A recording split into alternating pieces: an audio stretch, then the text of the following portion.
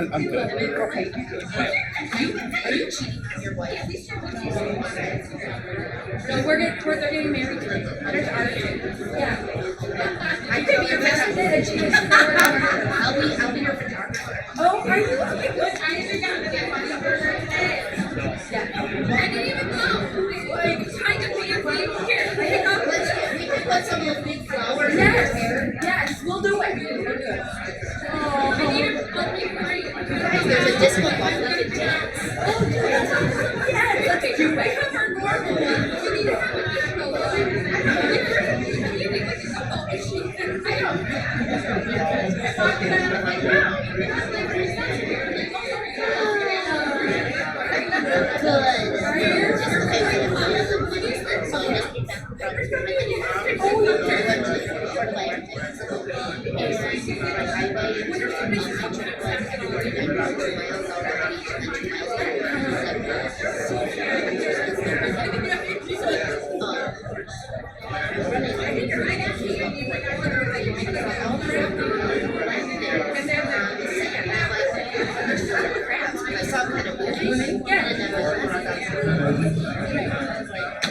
Get up there.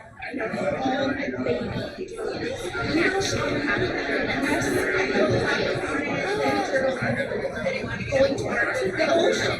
And then all of a sudden, we're diving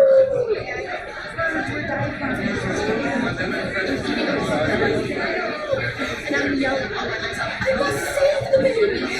All by myself. I'm out there. So there's a construction site by the sand a little bit after the hotel. So there's rocks in it. Jump on the rocks out. So we want to start picking up all the babies when all the birds are still diving bombing. So picking up sand. Bringing it up. I saw a guy running the other way. I'm like, sir, help me, please. Everything's a fail. Oh, loving it. It just hit my 1 year mark. Is that right? That fast already? Oh, it's, yeah. But in Mayo years, I have not done learn yet. Some people say, I've only been at Mayo 15 years. I was there last week. I couldn't believe how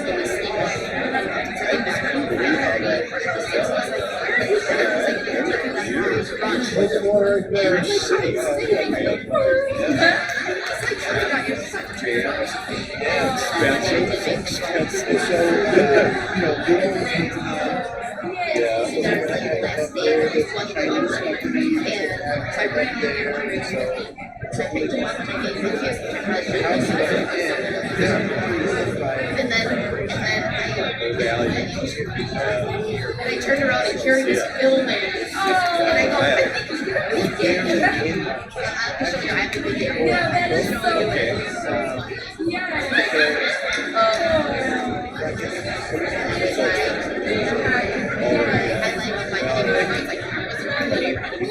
Yes, that's a good highlight. It's like a little castle. But it was good. I will tell you though, if you're ever, ever interested in like this, the place to go is Ivy. To their grill area. Okay. The best prices, the best food. So, Yeah, they're building an IV right down the street. yeah, it's a great They had a big plan, and then they kind of scaled back. I think all these is really providing some competition for the price size. and quality. Store size and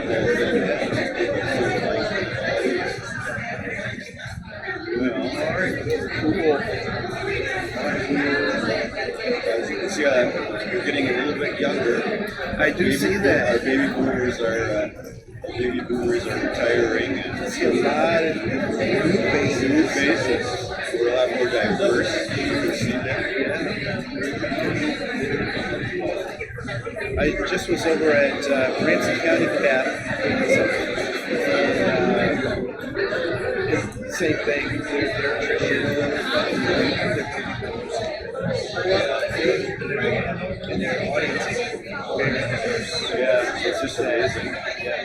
Well, you bring a lot of people in from headstart, so I think that's good. So we have kind of a leg up in that regard. Very much. I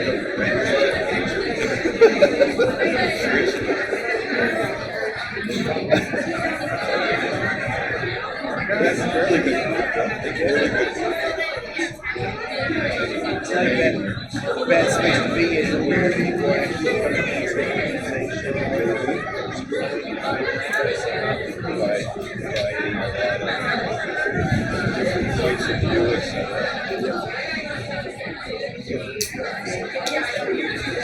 I gotta find out what I'm supposed to do. Yeah. Maybe I should be like that guy there. I think he's the puppet master. He's gonna pull your strings. He's pulling the strings back there. He's gonna be back. Is he our lighting guy? I think so, yeah. He does the sound and lights. Sound and lights. Oh, so that's pretty fancy. Yeah, so.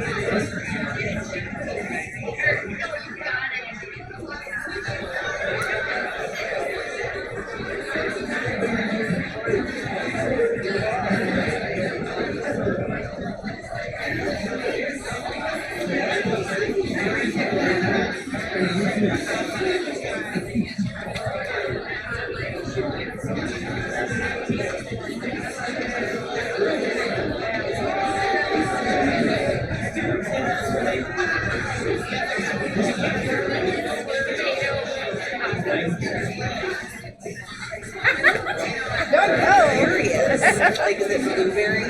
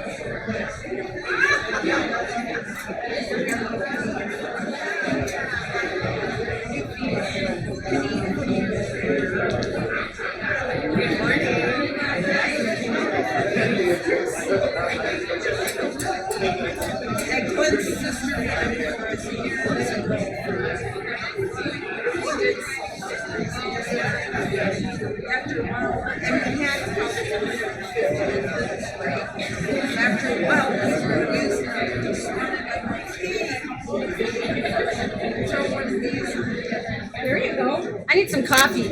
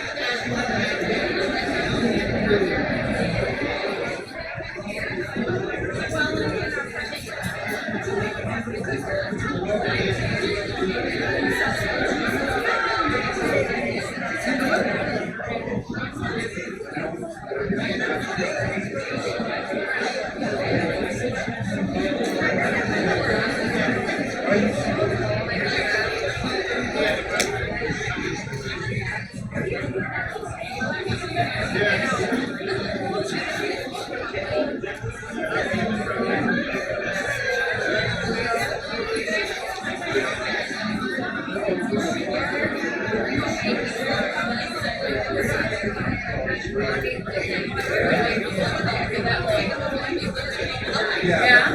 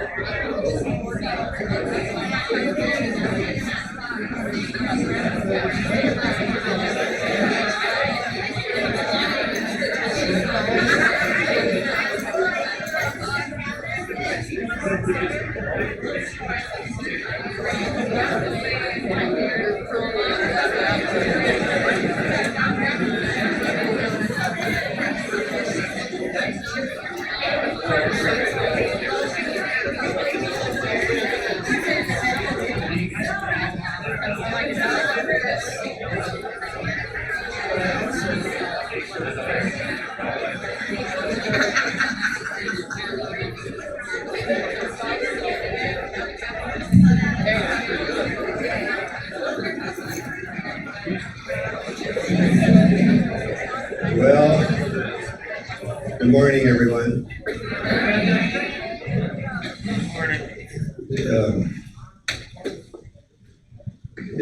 Does anybody want to get married later? We've got the venue. You paid for it. You read something in the next few minutes.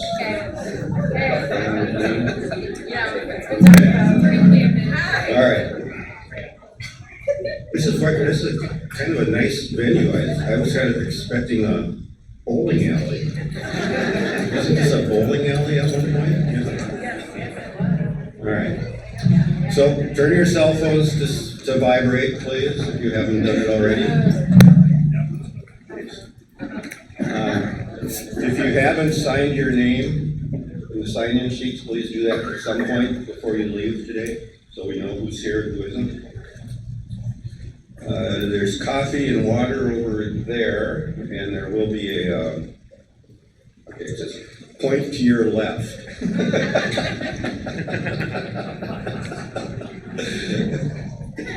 Not completely helpless, ladies.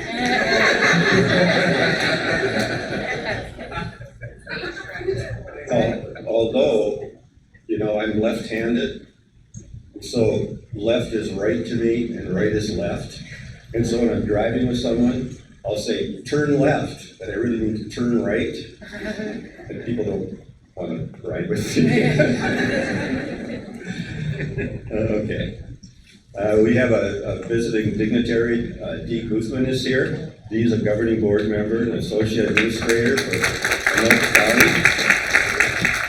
And I've got an RSVP from Dr. Tamara. She's also a board member. She may be a little bit late, but she may come. All right. Update on the snowflake brunch. We're not having one. We're just paying you to stay home.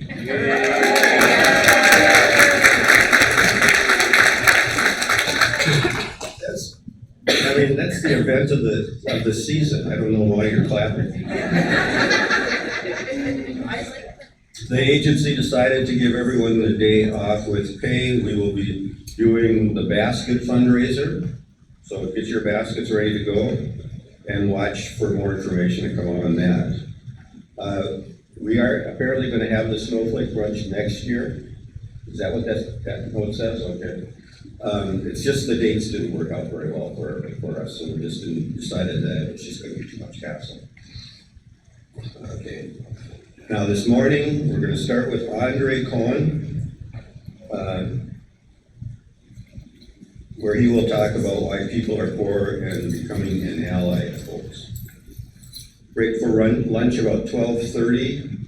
It's a taco bar, and we're going to have our third annual cupcake wars, which I don't know what that's about.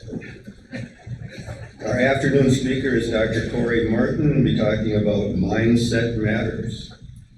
I'll finish off the day with some updates, various prizes, and announcing the winner of the cupcake wars. I wanted to let you know what's happening at the Congress. Yeah, as you see, they've been a little busy recently, talking about our president. There is a budget deal that was passed this summer with the House and the Senate, Republicans and Democrats. But the committees still have to roll out all the appropriation bills. There's 13 of them, I think. And at this point, what the House is doing is they're doing a continuing resolution. They've passed a continuing resolution that'll fund the government for a couple of months, and then hopefully they'll permanently fund it in December or something. And that's on its way to the Senate, so we'll have to see. So I don't anticipate any theatrics with the budgets, any shutdowns or anything like that. You never really know what this crazy people charge us. All right.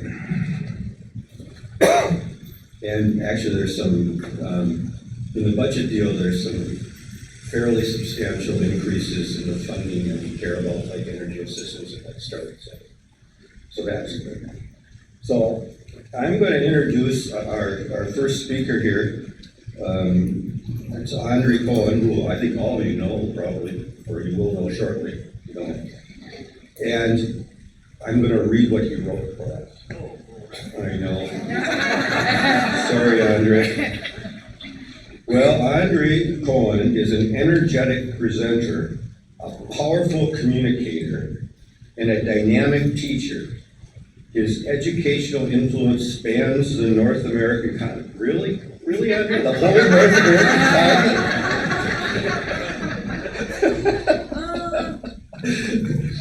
I span, 30 feet in Anoka County.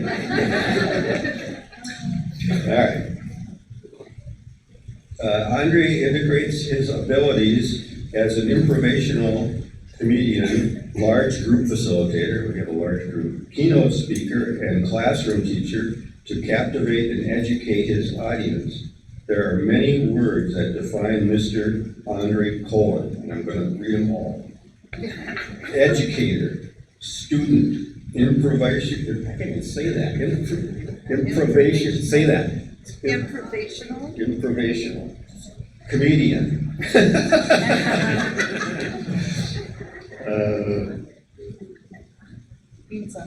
Yes.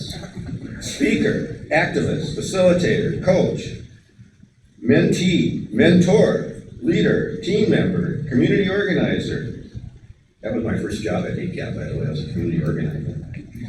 Diversity trainer, motivator, friend, and son. The most representative, however, is Andre, the enkindled spirit. Please welcome Andre Koen, president and founder of AM Horizons, and also works for Mayo, and was a Head Start kid. Not cool?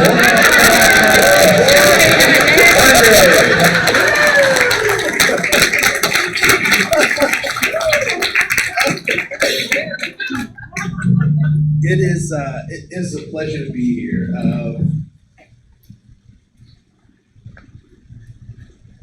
I'm always humbled. So they're making me wear this thing. So I don't sing and dance. I do one or the other, but not both. So, right, not simultaneously. So it is a pleasure to be here. I want to say thank you so much for the opportunity. Many of you know a lot about me and my story, and some of you don't. What I will say, though, not to take up too much time, is that I am deeply indebted to CAP agencies, both personally and professionally. I was, and I tell this story, so I was hired on at Anoka County, and one of the first people they introduced me to is Patrick. And they said, you have to know Patrick if you really want to get things done in the county, because he's a mover and shaker, and we want you to get things done, so you got to know Patrick.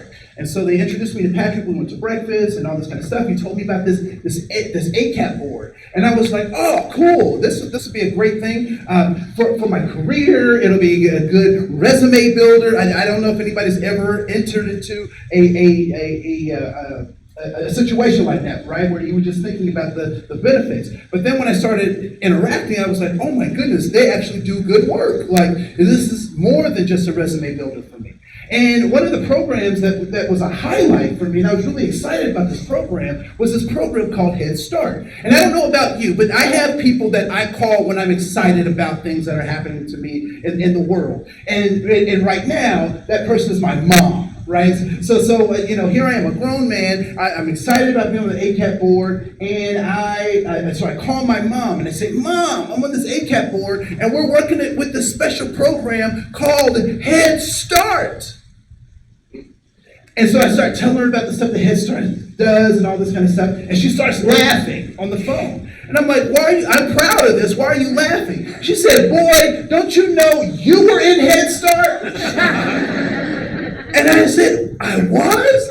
And she said, "Yeah," and so and so and so. And she started going through these experiences that I was having that paralleled what we were doing. And so what I want to share to you is that, as we have this conversation, and to be quite honest, the long bio that they read and all that kind of stuff is to get me in front of people, right? So I'm not sold or I'm actually embarrassed by saying those things out loud. So just know that. But I think it's important for us to recognize how we impact families and how we impact people by giving folks a hand up. Not a hand out, but a hand up. We change the trajectory, not only of that individual that we're working with, but their whole line of family, right? And so because folks like you gave my parents a hand up, I'm now able to make sure that my daughter has a hand up as well, right? And so folks like you gave my parents a hand up so that now I can give my children a hand up and make them accountable to giving back and being of service. And so first of all, I want to say thank you for everything that you do. You don't get paid enough. There's not enough time off. There's not enough snowflake days to give you. But I appreciate what you do because you change the lives of families. So give yourselves a hand, first of all.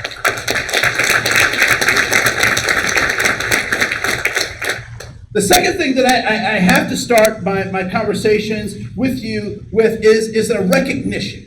And I want to recognize the fact that first and foremost, we are on Native American ground. We're on Native American ground. And if we don't recognize that we're on Native American ground, we can be confused about what our responsibility is, both to those Native folks, but also to each other. And so what that means for most of us is that we came from someplace else to be here. And so there's a responsibility that we have to one another in being here. Another thing that I'd like to recognize is that I walk into this room with privilege and power. I walk into this room with privilege and with power. I'm 6'2". I have matriculated through higher education, so I have degrees after my last name. My primary language is English. I'm a cisgendered male, which means that my biology and how I identify out in the world are synonymous with one another. So I'm typically male in a number of ways, right? I'm married. I have a 8-month-old and a 5-year-old. I am a conservative Christian. I don't have a felony, so I'm able to. That's a real thing, right?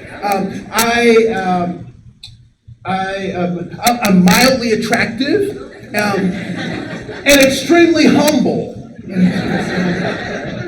So all of those things give me power and privilege. And what I'd like for you to do is just take 10 seconds, not a very long time, but 10 seconds to think about your own privilege and power, both earned and given. If you notice, some of the things that I talked about weren't things that I had direct control over, but some of those things were things I had direct control over. So I just want to spend just 10 seconds, and I want you to think about your own privilege and power. So I'm going to just be quiet for just 10 seconds, let you think about that, and then we'll come back together, okay? Here we go. Now.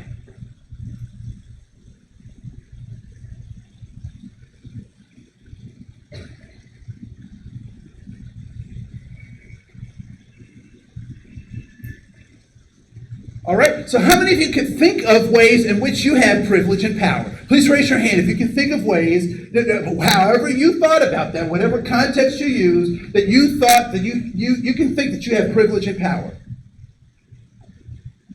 All right, I wish and hoped that I'd see more hands, but hopefully I will convince you that you have purpose and that you have power as we continue today. You have privilege. And because you can understand my words, no matter where you come from, that is a privilege that some folks don't necessarily have, and it allows us to have power. So we all have privilege and power. Now, the thing that I want to caution us about is oftentimes you'll hear people talk about privilege and power in a particular kind of way, right? And typically, and folks who've been in settings like this, how has privilege and power been talked about? Anyone ever heard conversations about privilege and power? That it's oppressive? Okay. All right. What's that? Negative. That it's negative. Other folks who've heard those conversations. Sometimes it's cultural or ethnic backgrounds that people are talking about, right? And so you'll actually hear people say things like white privilege. I don't know if anybody's ever heard that, someone say that or whatnot, right? And so what I would suggest is that white people do have privilege. I would also suggest that you come to my neighborhood and I have the privilege, right? And so those things are important to recognize. So it's not important to focus on just the privileges that you have. More importantly is, what do you do with the privileges that you have, right? There are stories of great mentors who have given their subjects or their students coins, right? And so one student took the coin and he spent the coin and got something that was wonderful. Right? Another one took the coin, invested it, and doubled the coins. And another took the coins and buried them in the ground. And so when the master came back to get the coin or to see what happened with the coins, the one had spent it and got a great thing. The master said, "You're good job." Right? The one that was able to multiply what they had, he said, "Good job." And the one that dug up the coins that he had and presented it back to the master was embarrassed and ashamed because he didn't do anything with what he was given. And so for those of us who are given much, guess what's required? Much. Much is required of us, right? Much is required of us. And so hopefully I'm going to make an argument today. I'm going to present you with some things that when we actually talk about poor people in the wrong ways, and I want to help us think about them rightly. All right? I want to help us think about them rightly. So, everyone should have a handout. Does everyone have a handout? So we're gonna do some activities, and if you have a pen or pencil, please get that out. If you don't have one, see if you can borrow one from a friend, or raise your hand. We might be able to have some guided to you. But what I'd like for you to do on the front page of your handout, there are four circles. What I'd like for you to do is to put one thing that you value or that is important to you in each one of those circles. So you have 4 circles. I want you to put one thing that you value or that is important to you in each of those circles. All right? So it could be a thing like a cabin home or a boat. It could be a person like a significant other or a grandchild or a cousin. It could be a concept like freedom or justice. It could be a place like Belize or Bemidji, right? So one thing that you value in each one of those circles, all right? So you'll have 4 things that are of value or importance to you.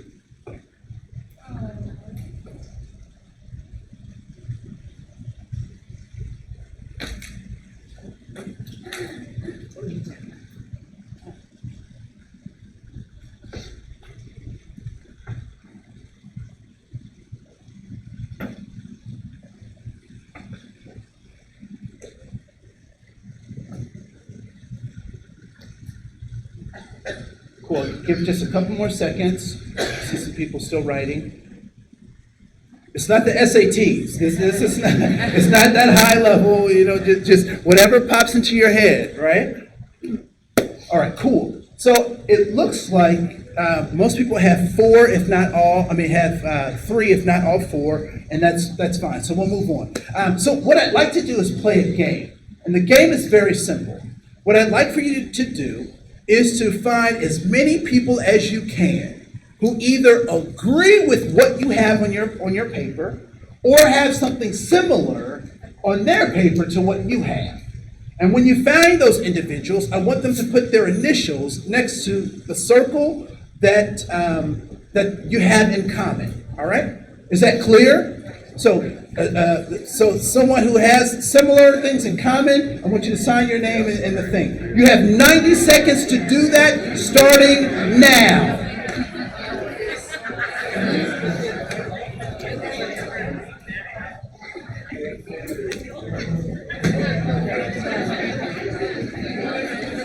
Okay, smart girl, smart girl.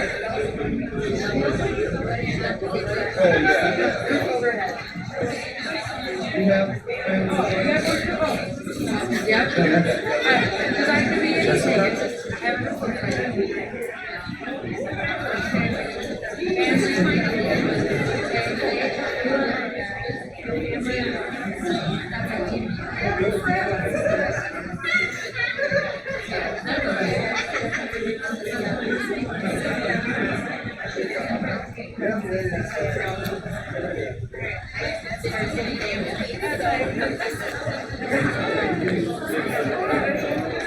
I think it's waiting on the PowerPoint.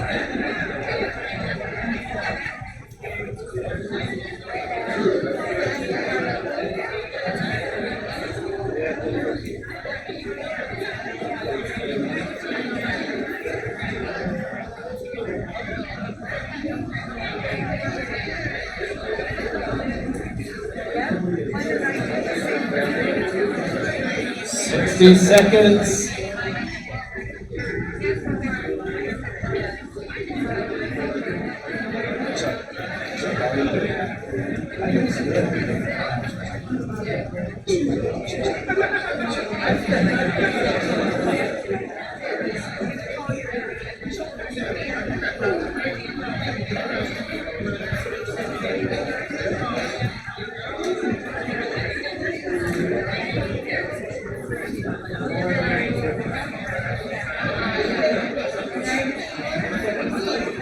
4, 3, 2, 1, and game over. Get over here.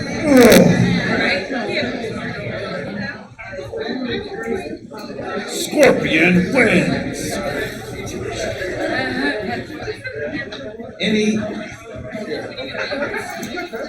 Maybe people don't play that game. Okay.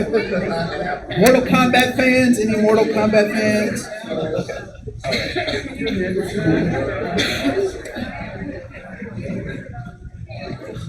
So I want to thank you so much for taking that opportunity seriously. And so as you were going around the room, were there things, well, first of all, was there anyone who was actually participating that did not find anyone to sign on their paper? Was there anyone who was participating that wasn't able to find someone to sign on their paper? So all those who were participating were able to find someone to sign on their paper. Is that correct? All right, cool. So as you were going around the room and you're looking for people to sign on your paper or you're looking to sign on other people's papers, were there things that you saw on someone else's paper and you were like, wow, why didn't I think of that? I should have wrote that down. Did anybody see anything like that? Yes. Okay, what was one of those things? Health. Health was one of those things. What was another one of those things? Faith? All right, faith was one of those things. Yes? Someone said themselves. Oh, someone said they valued themselves, right? I mean, I wonder how many people put that down, given that we're such a giving organization. Yes? Love. We saw those things on other people's paper. All right? Yes, there was one more hand. Okay, so where you are in life, right? That was something that somebody put on their paper, and sometimes we don't think about those things, right? Were there also things that were very difficult to find someone to sign on, or you actually didn't find someone to sign on? What were, yes? Okay, education. Please raise your hand if you value education, even if it wasn't written on your paper. All right, wonderful. So these are people that you have possibly could have connected with, right? Someone else, yes, in the back. Intelligence. Please raise your hand if you value intelligence. Right? Wonderful. One more. What was that? Respect. Please raise your hand if you value respect. All right, good. And yes. Sister in the wild shirt, you had your hand out. Your house, right? So having a domicile, living in a spot, if you value having a roof over your head, please raise your hand. All right? Cool. So you are smart and beautiful people. So what do you think is the lesson behind this particular activity? And many of you have done an activity similar to this, if not this activity. So what is the lesson in this? There's a lot to be thankful for. You can learn a lot about other people. And from other people. Yes. We have more in common than what we think. You should just go ahead and finish the class. Simultaneously, what is also true? That we are also equally as different. And so we are very much alike, but we're simultaneously very different. And what I would submit to you, and you might want to write this down someplace, that an expanded way to talk about diversity or an expanded definition of diversity is that it is the recognition and the honoring of our commonalities and our differences. It is both at the same time. So we are very much alike. How many of you have been hungry? Raise your hand if you've been hungry at some point. Whatever that means for you, right? How many of you have had your heart broken? All right? How many of you have been the heartbreaker?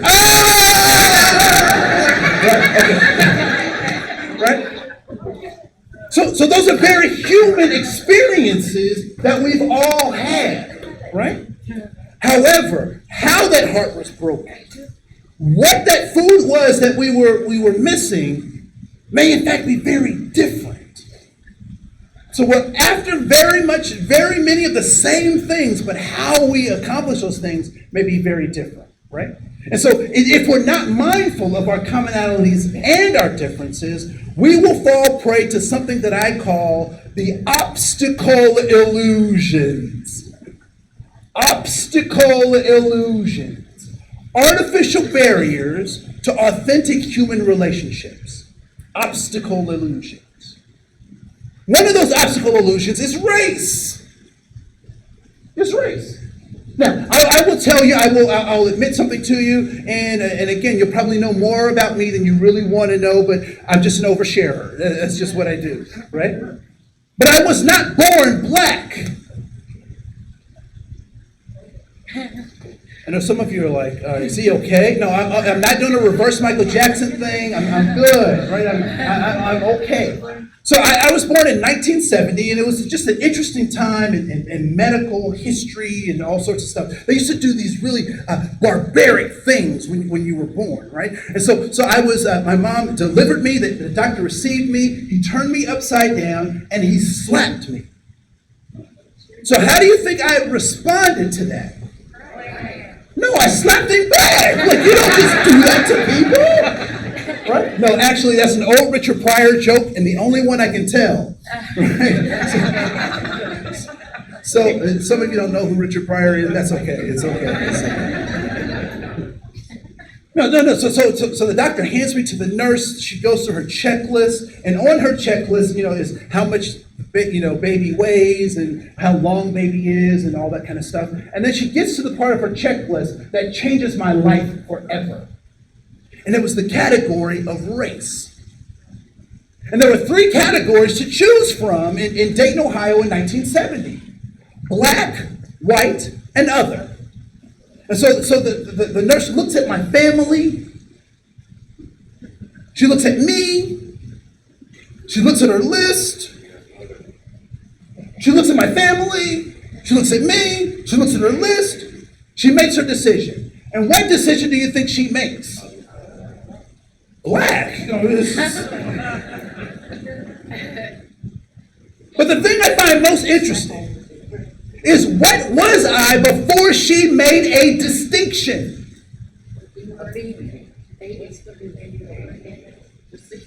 I was born human, but America made me black. If I was born someplace else, I would have a different designation. If I was born in Haiti, if I was born in the Democratic, now I'm forgetting both sides of the island. So there's Dominican Republic, right? The Dominican Republic, or Cuba, right? Or Brazil.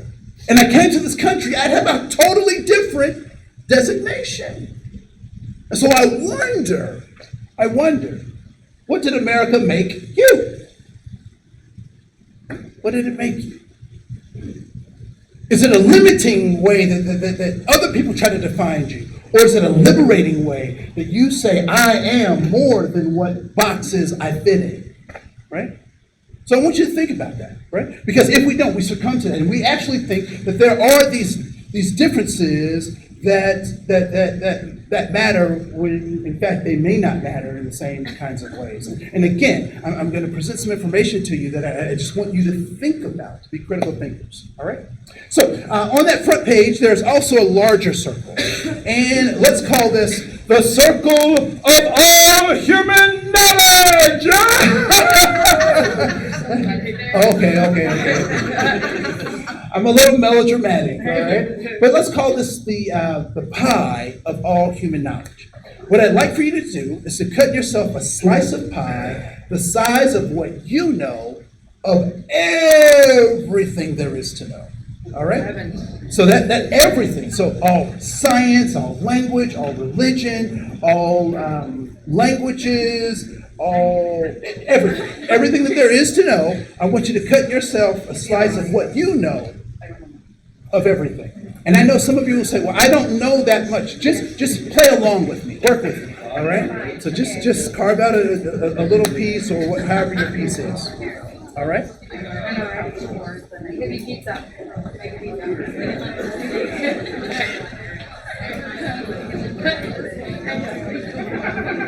Yeah, pull it. I'll be sorry. Pull my legs together. Okay, pulling my legs together. Okay. 4, 3, 2, 1, and so what was contained in that piece of what you know? I just need 3 people to tell me what is something that you know for sure that goes into that piece of pie. What's something you know? So you know what language?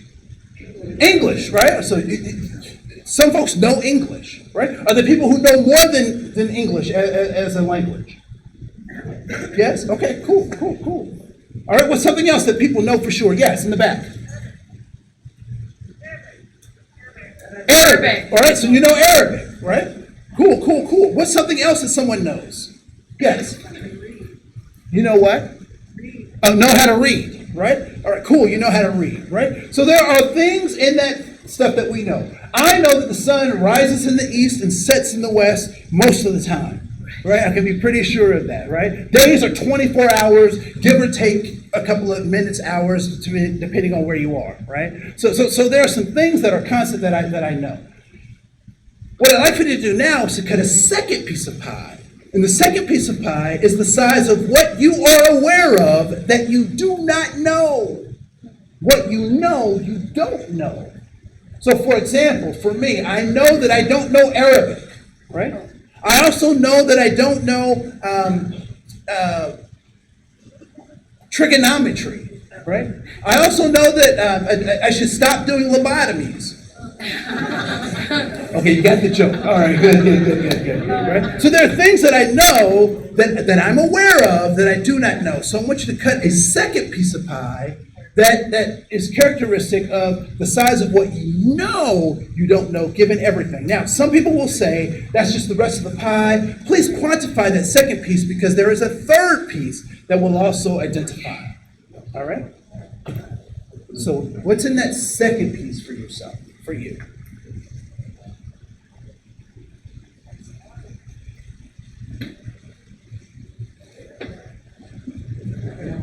All right, so the 3 things. What are 3 things that are contained in that piece of pie that you know you don't know? Other people's perspectives. Please raise your hand if you also know you don't know other people's perspectives. All right, cool. So you're not by yourself. All right? Something else that you know you don't know. Life after death? Right? What's that? Or no?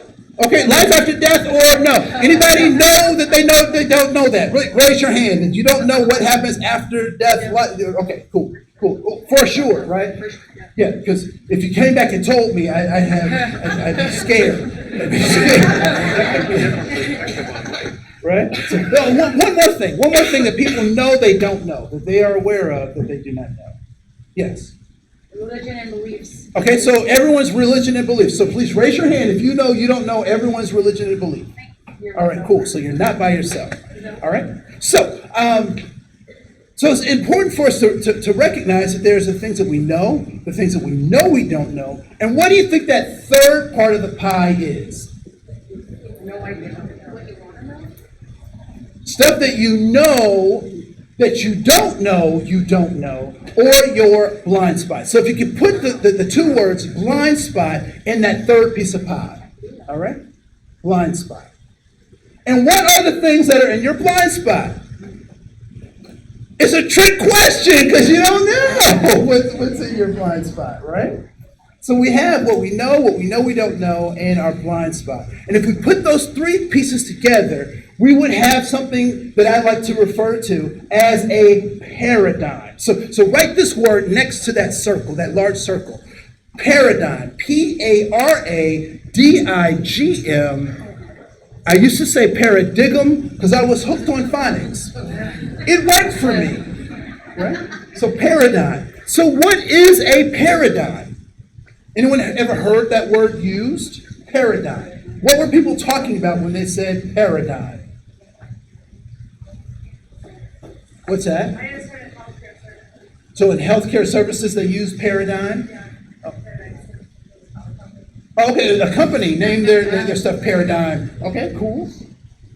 Paradigm. Anyone heard it used? We see things from our perspective, right? So a paradigm is simply, you may want to write this down as well, the way you see the world. A paradigm is the way you see the world.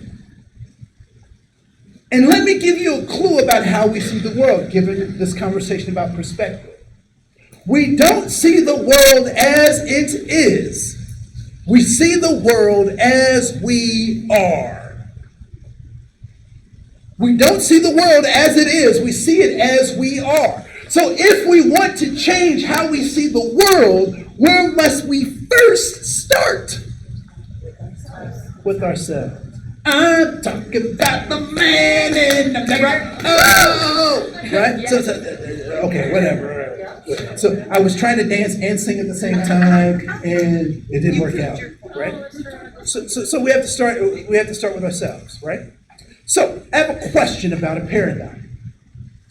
As children, as babies, whose responsibility was it to give us our first set of paradigms, our first set of ways of seeing and acting and interacting with the world? Whose responsibility was that? Our parents, our family, the guardians, the people who took care of us, right? And where did they get their paradigm? From their parents. And where did they get their paradigm? Has anyone ever received a copy of a copy of a copy of a copy of a copy of a copy of a copy?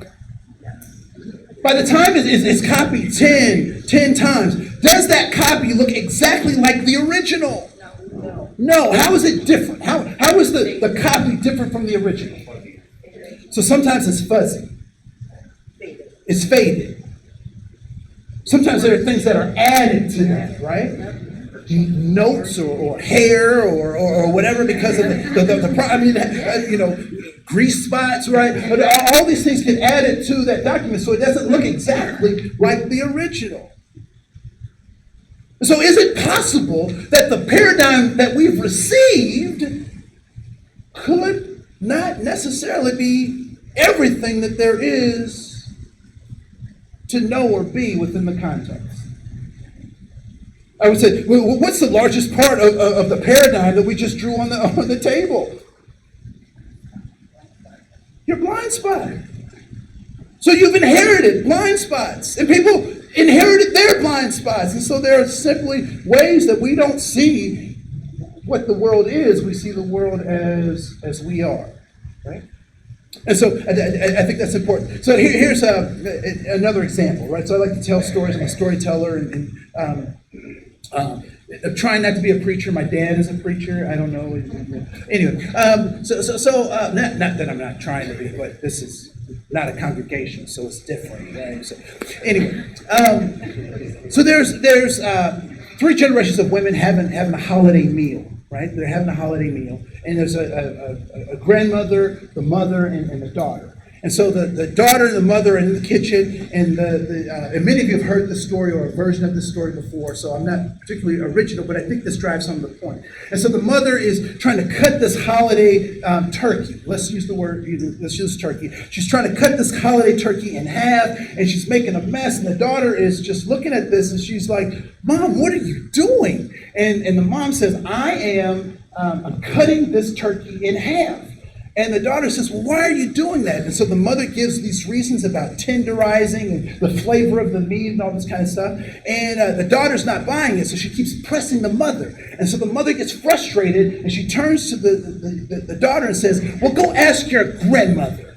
And so the daughter goes and asks the grandmother, and she says, "Grandmother, Mom told me to ask you why she's cutting the meat in half." And the grandmother says, "No, she's not cutting the meat in half." And the granddaughter says, "Yes, she is." And so the granddaughter says, "Grandma, why is she doing that?" And the grandmother said, "Baby, because I used to." And so now the granddaughter's concerned that this might be some kind of genetic mutation in their family. She's really concerned. And so she presses the grandmother with a few more questions. And she says, "Grandmother, why did you do that?" She said, "Baby, that's the only way the bird would fit in the oven." And so now the mother, who has an oven that is large enough for a full-size bird, is just doing what she saw without even recognizing why she's doing it. And is it possible that the paradigms we've been given, granted, handed down to us, operate for us in the very same way? That we see people, we interact with the world, that we may even see ourselves in a limited capacity, not able to discover those blind spots because we're operating in a particular kind of paradigm, right? And so when we talk about people in poverty, these are the same things that get applied to them, that they get put in boxes. And I think that it's very interesting that there are no poor people. There are no poor people. Just systems that don't allow people access to the generation of wealth. But I have to tell you that money isn't everything. It's not everything. I was trying to pull up a picture of my family. Right? So, next one. Yeah. So here's a picture of my family, right? And I cut myself off in a couple of places, but I told you earlier that I was in Head Start. So my parents got married as sophomores in college, and probably not the best wise decision to make financially, but they did, and as a benefit to that, they got me, right? So that meant that they were in financial straps. It was tight, right? But what I will tell you, and if you look at these pictures, so I like this. This is me right here.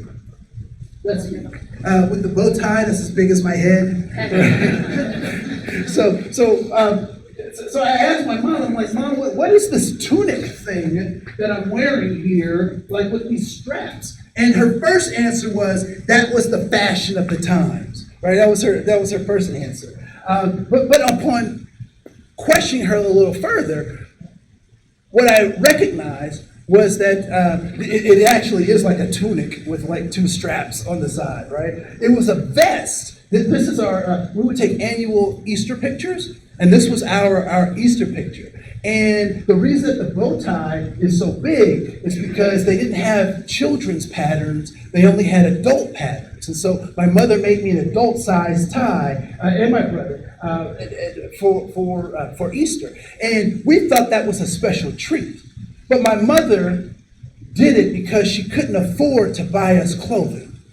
So she made our clothes. So she made our Easter outfits, right? So that changes everything about that picture for me, right? From this goofy, why are we wearing these goofy clothes, to actually having some meaning. And so one of the things that my family recognized is that although we may not have money, we never have to be poor. We don't have to be poor. We shopped at Goodwill when it was affordable, right? When you could actually get, anybody remember those days? You could actually get, for $20, you could get a whole season of clothes instead of one sweater, whatever. Nothing, I'm not condemning Goodwill, and because we tried to have our own thrift store to kind of do some stuff, but that's a whole nother story too. But we won't go down that path, right? But this idea that people have to be poor. And so when my mother would get those clothes from the Goodwill, she would wash them, she would iron them, and no one would ever know that they came second, third, fourth hand, right? And so no, we were never poor, we just didn't have a lot of money.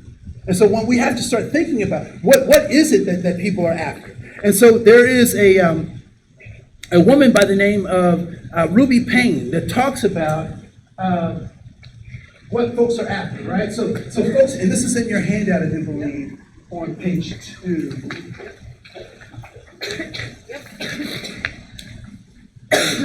And so what Ruby Payne is, she lays out this matrix that people in poverty, in terms of possession, family is the most important to them, right? And so people ask goofy questions like, why do they have so many kids? Why do those people have so many kids? Why? What's their number one prized possession? Family. I will quit a job in a minute if my family calls, right? If my family calls. So it really is asking why do people do the things that they do? And once you understand that, you can be helpful to them, right? Money is to be spent. And when you're in poverty, why is money to be spent? What's that? So A, you can survive, and what else? Life is short. You don't know when it's coming again. So I may as well get it in, now, right? Get it in now. In terms of time, why is the present time the most important when we talk about folks that are in this poverty system?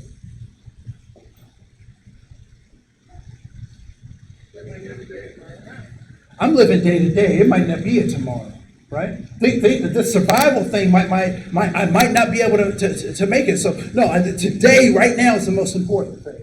In terms of destiny, it's about fate. I control my own fate, or fate controls me. I can do what I want, but these things are going to happen, right? And then in terms of poverty, family. It's typically matriarchal, particularly in modern times. And why is that? Why do family, particularly family systems that find themselves in poverty, typically become matriarchal? What's that? Single mother. So single mother households, but why? Who did the benefits used to go to? They used to go to moms and the kids, right? So if you're in the old days, if you were on some kind of social system, they were given, because what was the thought about dads? Well, they can do it, and if they're not in the home, they don't. And if they are in the home and they're not contributing, we got all this conversation about that, right? And then motivation, survival. If you look at middle class, it's about things. Money is to be saved, right? The food is about quality. I missed that part too, right? So why hot Cheetos and Takis? Are you guys familiar with those? Right? So I taught high school, and kids would come with that as breakfast, right? Because it's cheap. Little Debbie's will always be, if you're looking for something to invest in Little Debbie's, right? She will always make money. Why? Because she's cheap and you can get a lot for it. Golden Corral, I don't know how you feel about that or whatever, but they'll be in business because folks on this lower end are looking for that quantity. How much more can I get for my dollar? Why? Because I might not get another dollar. So let's fill up on this, right? When we talk about even food with the middle class, we want quality. We ask questions like, so folks in poverty, both either in the mindset or the actual economic state of poverty, folks will say, did you get enough to eat? Did you get enough to eat, right? And middle class, we say, how did that taste? Was that good, right? How did it taste?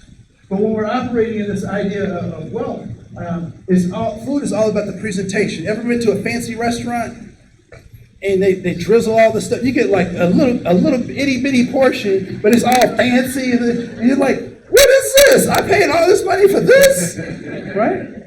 So those are some ways in which the system operates. One thing I would suggest, though, is to use this as a frame of reference, but recognize that there are other ways to think about people. So this, I appreciate the work that Ruby Payne did on this, but I'd also say that there are other ways to think about these things, right?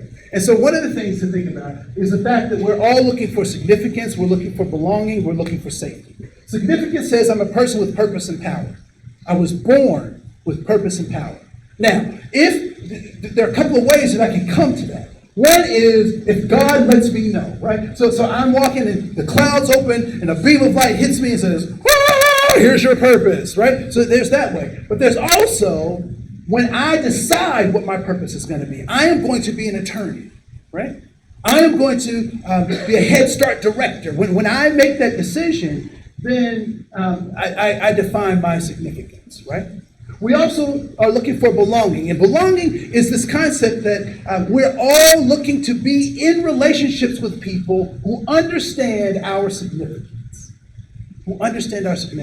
So I would suggest to you that your friends, the people you select around you, may understand your significance in ways that your family doesn't, right?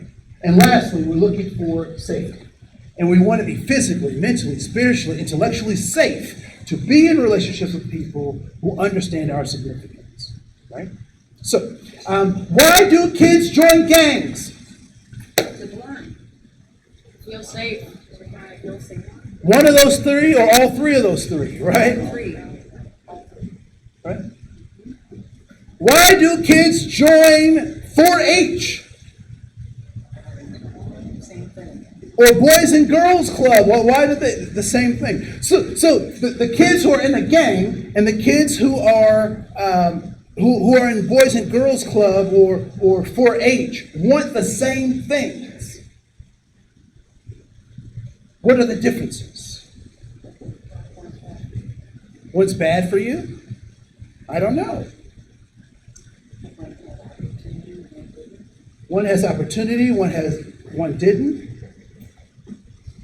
I would say their goals, right? How those behaviors are directed. Is there leadership development in a gang? Yes, there's leadership development in a gang.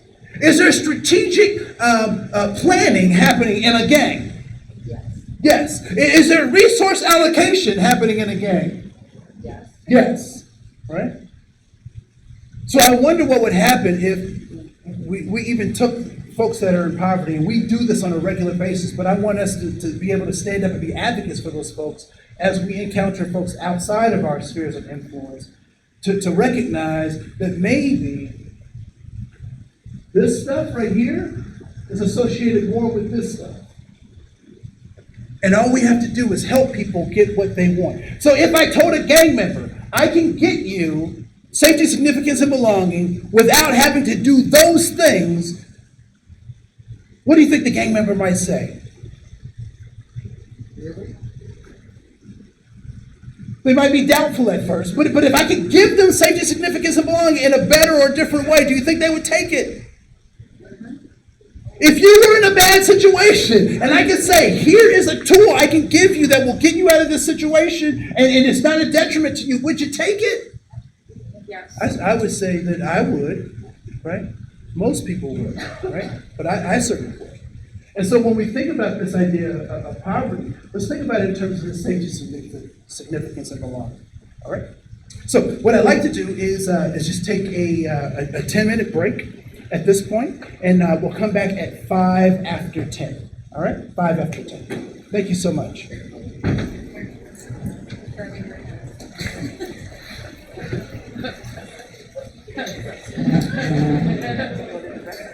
Okay, I'll keep going.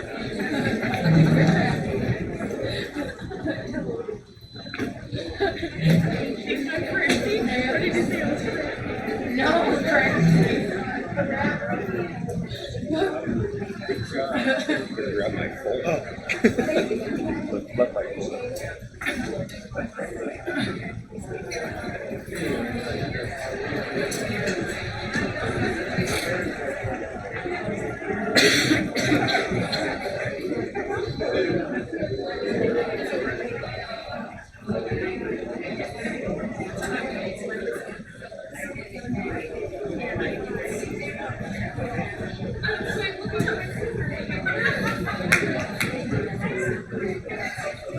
You know what? Yeah.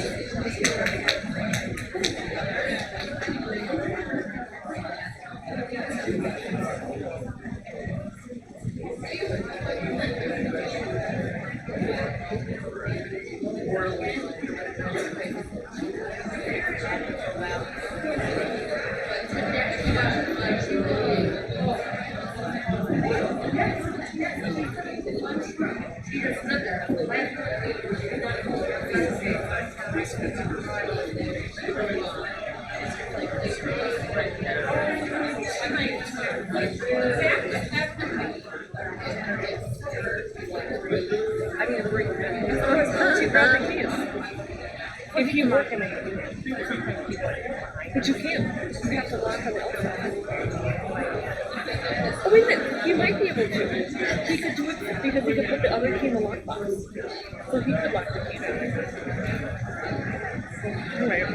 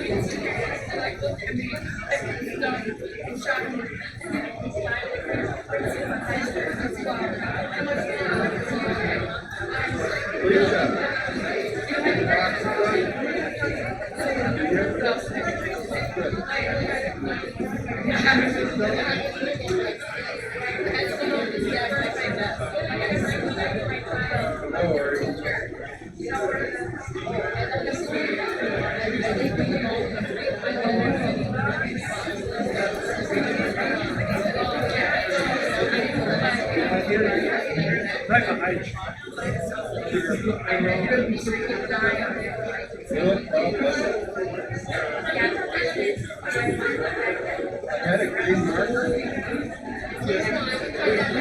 You did. My old job, I had to set up markers and then I had to put color coding.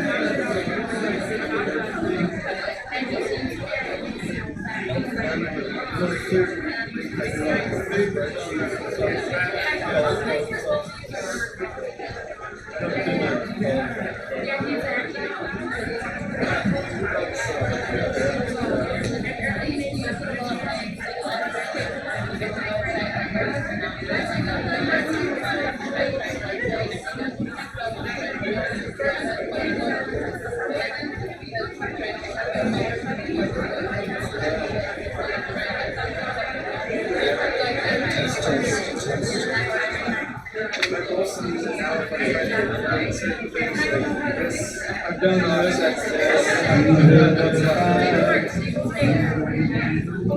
As long as you live, someone who loves you. Anybody know that? What? Okay. Let's try another one. You lost that love and feeling. Oh, that love and feeling. You lost that love and feeling. Now it's.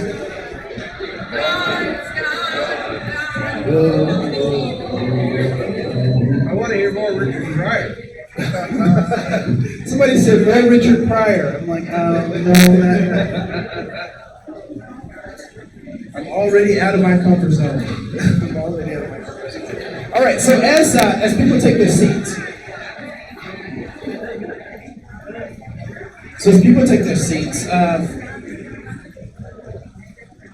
I just want to open up the floor for any questions, comments, observations before we move forward. Yeah, we could do that too. But I know people are taking care of their biological needs and that kind of stuff in the back, and getting their calendars. So did everybody get their calendar? Their planner?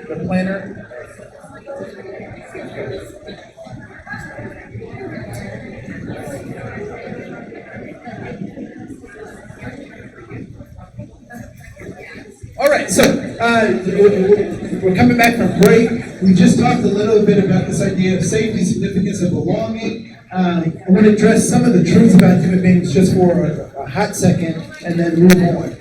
One is that human beings can learn, change, and grow, right? So we would not be here if we didn't understand that, if we didn't recognize that human beings can learn, change, and grow.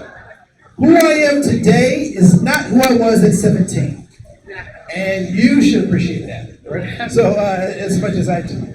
And people do what they think works, even when what? even when it doesn't work. But why do people do things that are ineffective or don't work? Why do they do them? So people do things that doesn't give them a benefit, doesn't work, but why would they do that? Because it's what they've always known. They don't know what they don't know. And it worked at one point, right? So I made the mistake of going into the bank with my daughter. She was 4 at the time, and so we go to the bank. We're taking care of business, and she's getting a little fussy. So the bank teller reaches and gives her a what? A sucker, right? And what are the names of those suckers that they give them? Dum Dum. I think it's interesting that she gives her a Dum Dum sucker in a bank. It's just the words just mess me up when I think about that, right? And so she was acting up, and so the teller gave her the thing. So now, when my daughter goes to the bank, what does she anticipate having? A sucker, right? And if she and if she doesn't get the sucker, what does she do? She cries and throws a fit until we give her the sucker. So I got smarter. So guess what I do? Bring Dum-Dums with you? No, I go through the drive-through. I just circumvent the whole thing, right? So when you see a set of behaviors, recognize that that people are exhibiting these behaviors because they think that they're effective. And part of our job and responsibility is to remind them that, or help them think about the fact that it may not be as effective as they'd like. Next is that all human behavior is goal-directed, and we'll talk about that in a second. And then lastly, that an attitude is a reaction to a goal, right? So typically, what have we been told about an attitude? If somebody comes into our office with an attitude, or as we were a young person and we had an attitude, what was that typically attributed to? That it was negative behavior, that attitudes are negative. What else were you told about attitudes? What's that? That you have control over your attitudes, right? And so my parents tried to, my parents were great folks. They did a wonderful job raising me, if I may say so myself. And so one of the things that, but there were some things that were hiccups for us, right? And so my parents tried using psychology where to kind of break the cycle that they were raised in, right? And so we did a lot of dictionary, holding in the corner on one foot, kinds of stuff. Anybody else do those kinds of things? Okay. Anyway, so my parents tried that, and when it didn't work, they went back to what they knew, which was yelling and screaming. And so we would get my parents so worked up that they couldn't complete sentences. And so for the first 7 years of my life, I thought my name was Boy. Because my dad would be like, "Oh, boy, get over here! Boy, stop that!" So there was that. And then my mother would also get so worked up that she would say things that were nonsensical, right? Like, if you fall off of that thing and die, I'm gonna kill you. Stuff like that, right? But I'm already, and don't even think about it, right? Just listen to what I said. And so. When it came to attitude, and so my parents would say goofy things to me, like, go to your room till you get your act together, right? Till you learn how to act, change your attitude, stuff like that. And so I would go to my room, get my act together, step out to the hallway, and say, "To be or not to be." But that's not what they were talking about in terms of attitude, right? And so, have any of you encountered a situation similar to this? That a young person calls or greets you and says, "I just got a text or a call about a party. It starts in 5 minutes. Can I go?" Anyone ever had some version of that, right? And what does a reasonable, responsible adult say to a request like that at the last minute? No. And then the adult reaches back and grabs all these reasons, right? You got a C on your report card. You got your room has been messy for a week, and your siblings have been fighting, and all this kind of stuff. And what happens to the kid's attitude? It goes down the drain, becomes negative, right? And so the kid goes to the room, they slam the door, and the adult is like, oh, what have I done? I just overreacted. I want the kid to go hang out with these other kids because they're good kids, and one of them, needs my kid's help, right? So the parent goes to the door, knocks on the door, says, kid, you can't stay for the whole party. I can drop you off, pick you up at this time, get your stuff, let's go. What happens to the kid's attitude? It certainly is better than it was when they went into the room, right? And so what actually is an attitude? Yeah. It's a reflection of goal accomplishments. So when I get what I want, what kind of attitude do I have? I have a positive or good attitude. If I'm not getting what I want, what kind of attitude do I have? A negative or a lousy attitude, right? So when we see people come to us for goods or for services, for help, and they have a bad attitude, what is that attitude telling us before they even open their mouths? Difficult to deal with. So we can perceive them as being difficult to deal with, but what their behavior is telling us is that there's something that they've not been able to accomplish. And so if we want to help them have a good attitude or be helpful to them, what do we have to address? The issue at the heart, right? So what's really going on? And so sometimes, I don't know if you've been in a customer service line, and it happens in these big box stores where they have these scripts.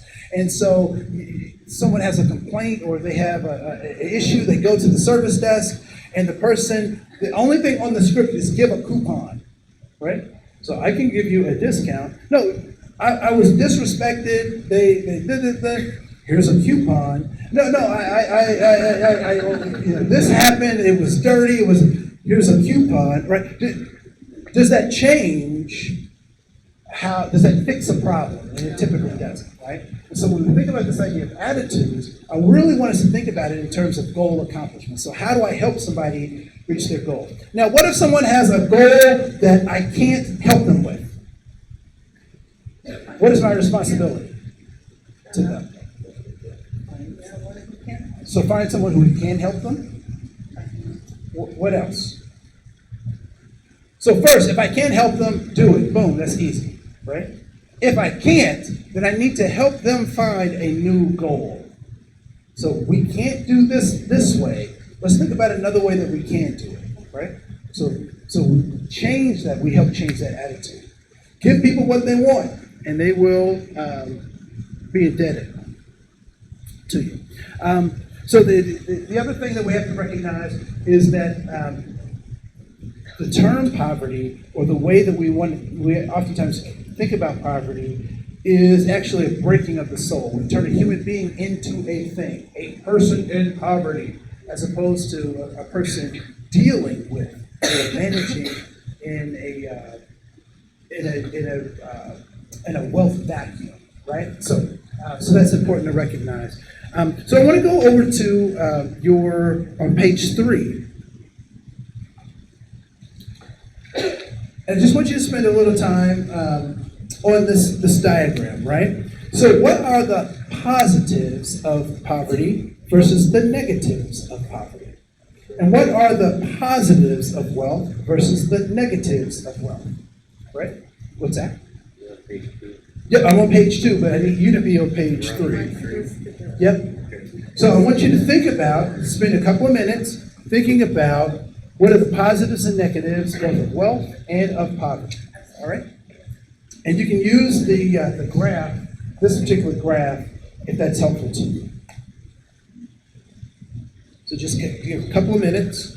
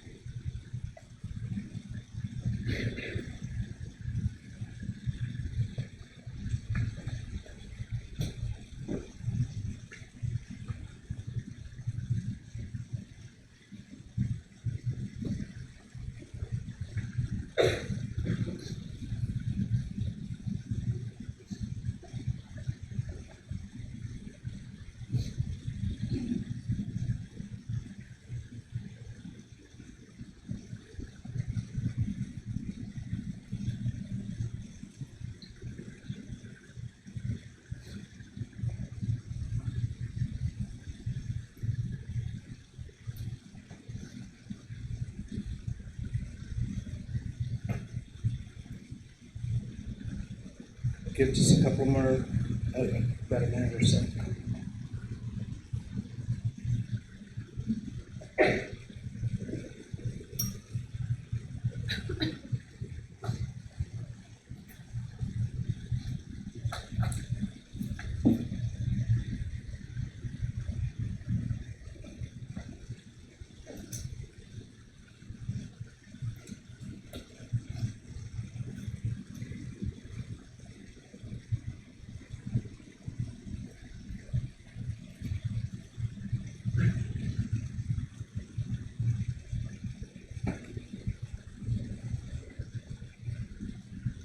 All right, stop right where you are. What I'd like for you to do is to get an elbow partner and have about a 2-minute conversation about how you put your matrix together. So what did you see as positives, what did you see as negatives, and have that conversation right at your table. I'll give you 2 minutes starting now.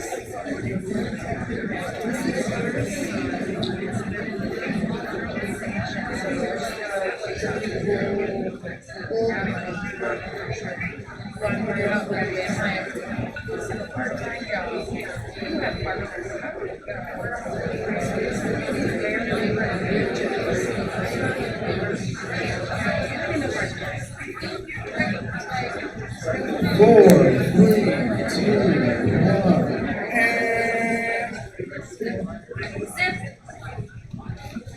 so were there,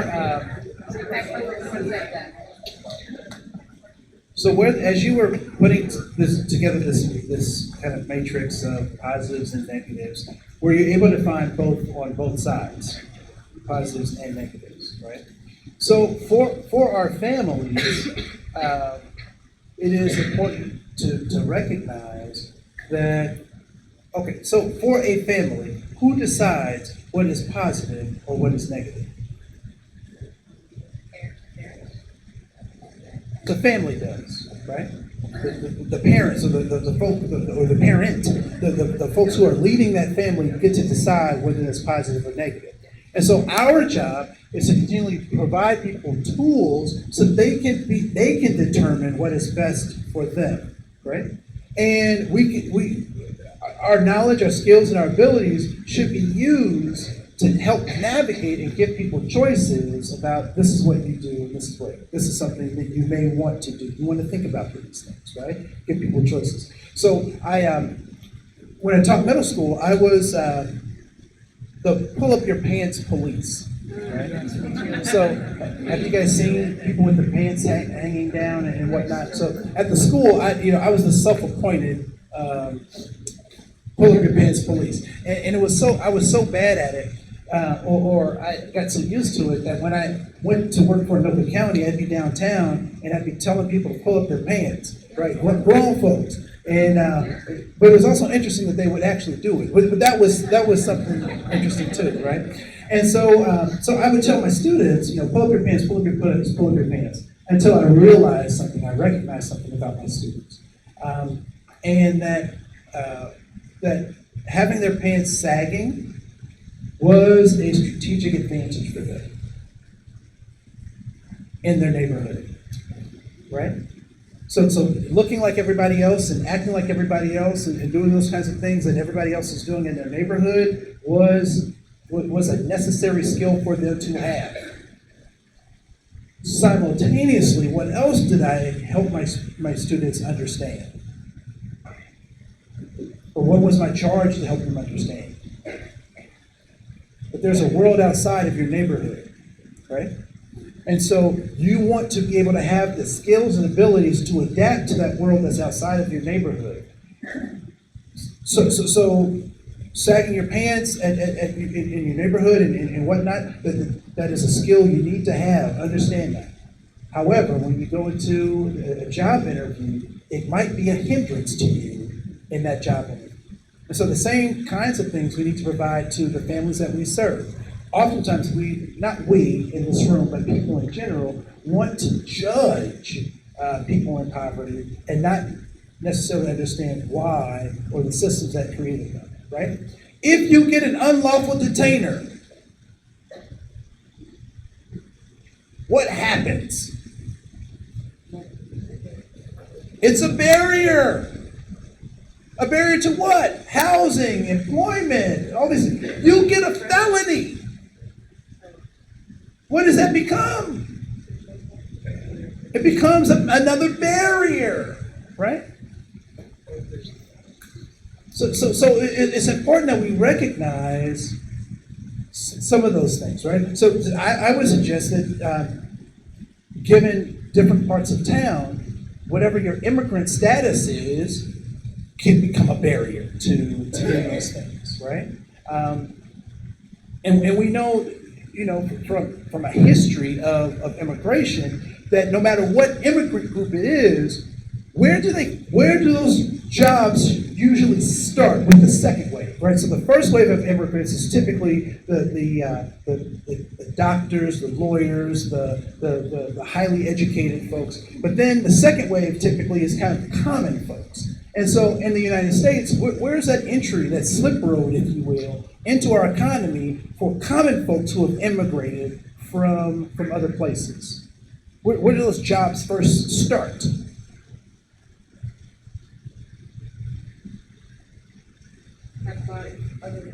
At the bottom, but what types of jobs? So sometimes retail, service industry, retail kinds of stuff. And what do we know about those jobs? That they're typically kind of low paying. So we start people off oftentimes in those things, even as they come into the country, right? So one of the things that I've been really interested in is this idea of SNAP and how we make SNAP judgments, right? So the way movies, media plays the card is they try to get us caught up in these obstacle illusions, right?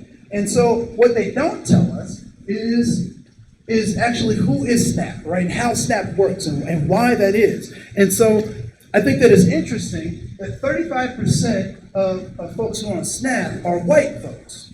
Those aren't the images or the pictures that people like to paint, right? That 23% are black and 15% are Hispanic. And these numbers are proportional. So they've changed over time, but they've stayed in these great proportions. So what might this suggest for our low-paying jobs, for folks who are just entered the country, who are trying to kind of get a hand up, and we have numbers like this? What story might this be telling that we typically don't hear? That we only cater to white people? Okay, I wouldn't go that far, but I appreciate that conversation. Yes. So this might be a reflection of single-parent households.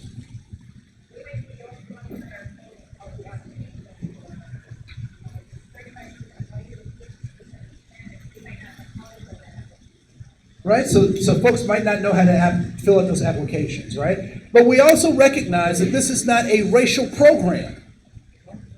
Or maybe it is a racial program, looking at it in a different way, right? And so when we think about that's important stuff. I'm in Rochester, and we just put my daughter into kindergarten. And one of the things that I'm concerned about, so I'm not ready to run for public office, but if I did, my platform would be school lunch. I'm a one-horse pony on one issue, and that's school lunch. I think it's deplorable that kids go to school and have to fight to get something to eat every day, right? I mean, I think that should be the platform. And so one of the things that they had at the school that I thought was interesting, and I addressed it because of these numbers, right? They had a snack cart, and if your kid wants a snack, you can get something from the snack cart. And I said, okay, cool, that's great. And they said it's $40 for the school year, and I'm in a position that's I spend that on 4 lattes, right, in a month, right, or whatever, right? So I'm like, that's cool. But I've been in a situation when I couldn't afford that $40 and had my kid in a situation. And so I'm wondering, so I asked the teacher, I said, well, what about the kids who can't afford the $40? What do they do, right? And this is what she told me.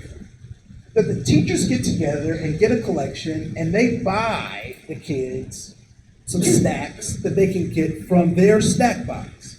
So all the other kids go to the snack cart, but the kids who can't afford it go to the snack box. What do you think that does to a kid? Right? I don't know about you, but I told you my family, right? So I was on free and reduced lunch. Sometimes it was free, sometimes it was reduced. And so when I was in school, there were 3 lunch tickets, and they had 3 different colors. And so the white ticket with the red stripe was for full lunch payers. Reduced lunch payers got a red ticket. And the free lunch kids got a yellow ticket with a red line, right? And so we're walking into lunch or breakfast, because I like those super donuts back in the 70s, right? And I have to present this thing, but we have all of these things. What is that doing to kids, right? So we're already establishing these class strata even at this low level. So when we start talking about this poverty mindset, I want to remind folks that typically people are adapting to these situations, right? And SNAP is one of those ways that it shows up. The other thing that I think is interesting about SNAP, and I didn't share this, but this comes, please look this up at your convenience. There's A Secret Life of Food Stamps. Anyone's heard that? There's a podcast on that. There's a news piece on that. Secret Life of Food Stamps. Write that down somewhere. Go back and look at it at your convenience. And one of the things that they talk about is not only this number, but how we subsidize major corporations through food stamps, through SNAP, right? So we have Walmart. And only because they're named in the, I'm not against the Walmart family, I don't have anything against them, but they're named in this particular article, right? Low-wage jobs, yes? Greeters are not making CEO salaries, right? They're not making that, right? And so where do they come to close the gap, to make those ends meet? They come to us, right? They come to us. So a person who is working poor, that concept makes sense, right? So people who can't necessarily, because they're doing these retail jobs, these entry-level jobs, that kind of stuff, they come to us for help, right? We give them the help. Where do food stamps or SNAP benefits get used? All right. So if I work at Walmart, what might be the logical place for me to take that money? Go back to Walmart, right? So who's being subsidized? Is it a handout to people, or is it a corporate subsidy to a Walmart? I don't have an answer to that. I just posed the question, right? And so when we talk about this why are people poor, I wonder, because the flip side is how is it that people are rich? How does that continue to happen, right? So I think that's important to recognize. So let's go over to page 4 in your handout.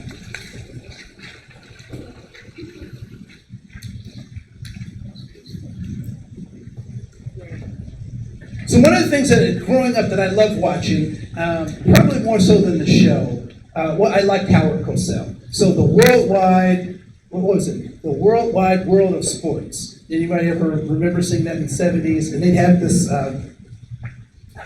in the intro to the dun dun dun dun, I can't remember all but that's all I can remember of the tune or whatever. But they'd always have this guy on the ski slope falling down, like he was just falling down the thing. And that's one of the things I remember. And Howard Cosell.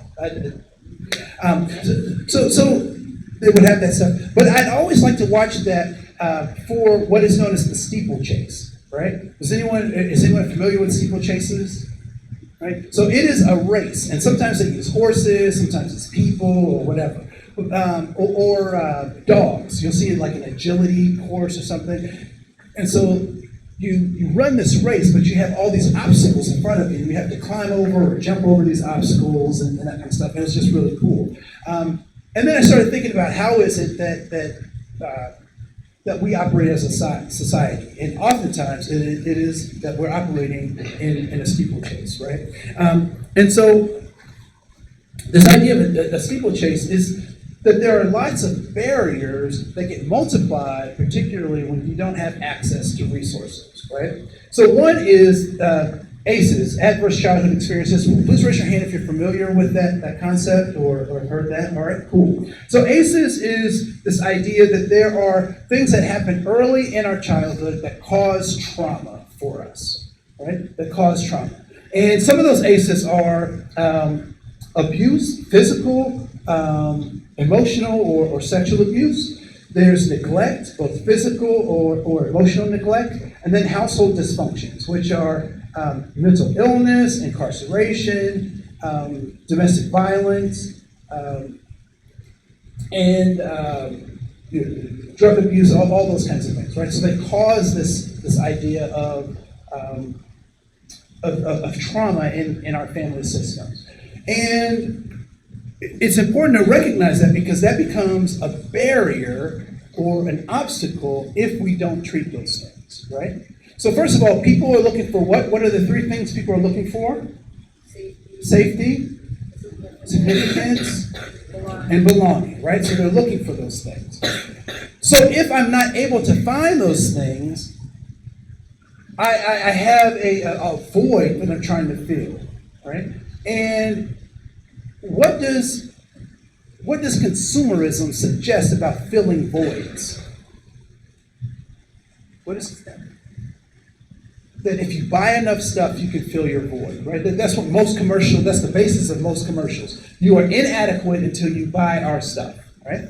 And so that becomes something important to recognize. It also is important to recognize how we build resilience. And what is resilience? What is resilience?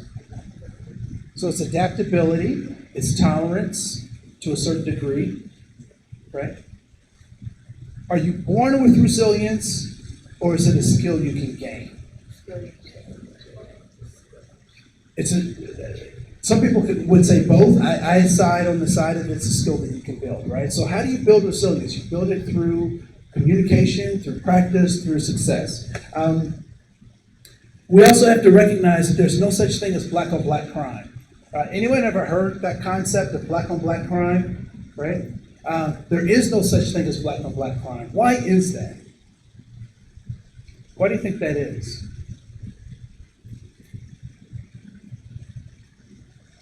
Is there white on white crime? No, because it's human. So if there is white on white crime, then there can be black on black crime. But when we say black on black crime, we mean something very specific where we never say white on white crime, right?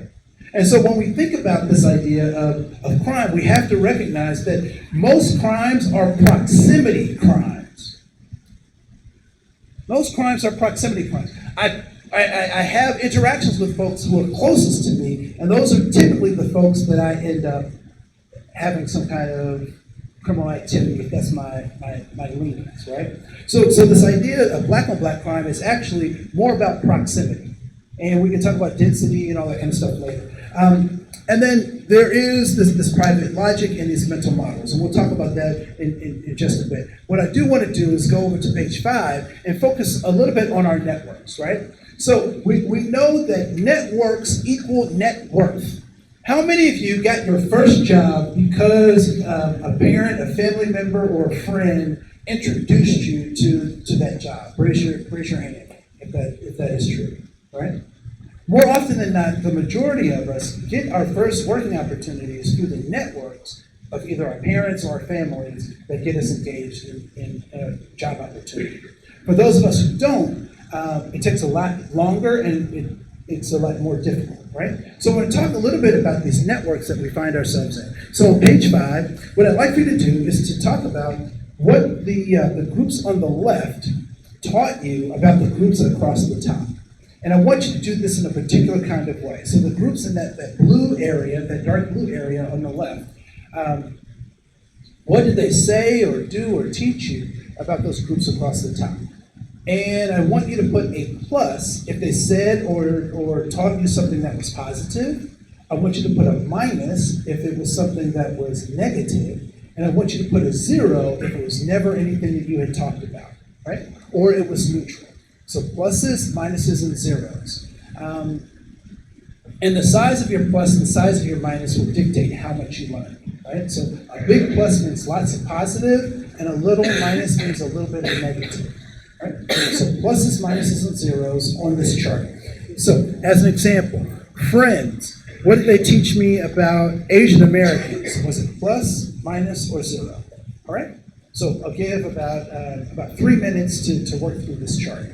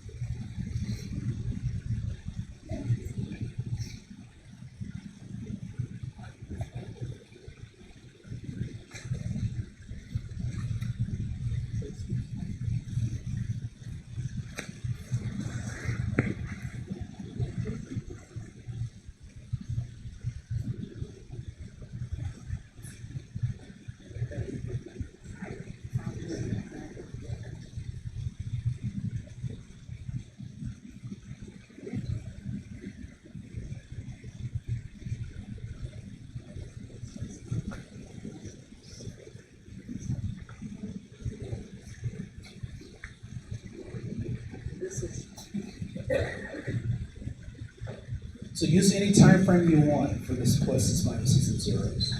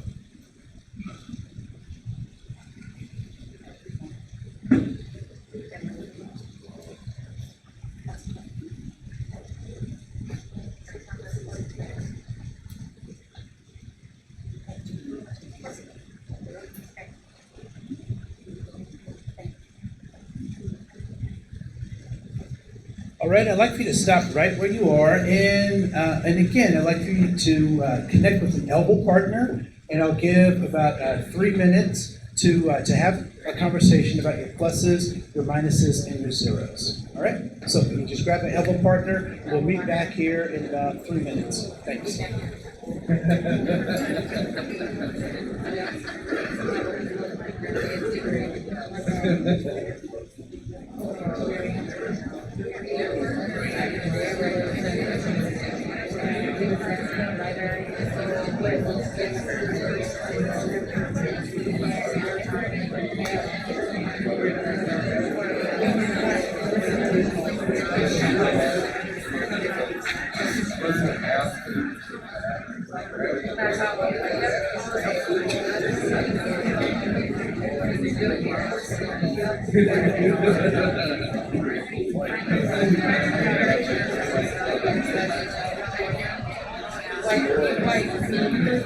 We were the minority, like everybody else in Competence.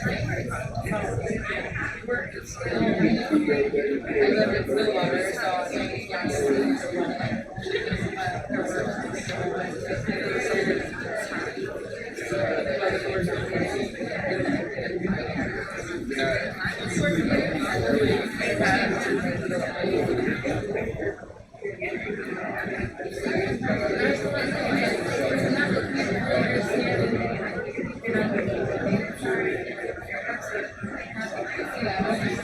I'm not really judging how you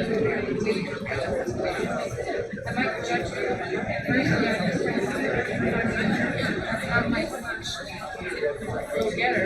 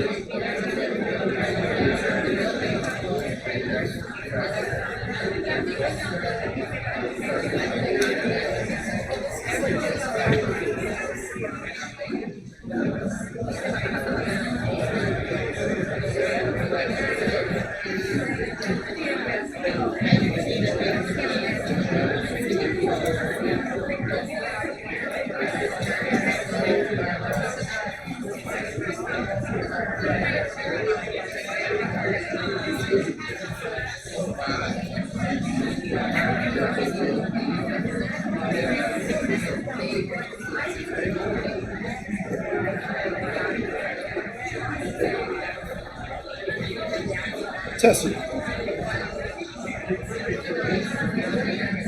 Testing, 1, 2. All right, great. So as you're doing pluses, minuses, and zeros, and you're thinking about those networks, when you think about those networks that you grew up in or around, what did you start to notice?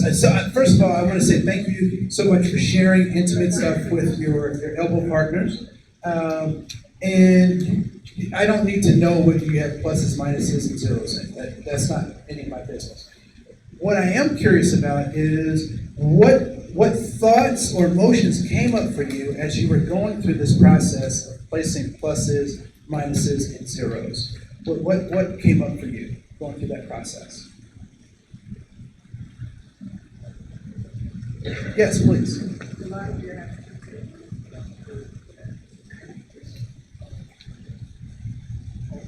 All right, so a lot of your attitudes or paradigms you get from those people who taught you, right? Okay. Yes.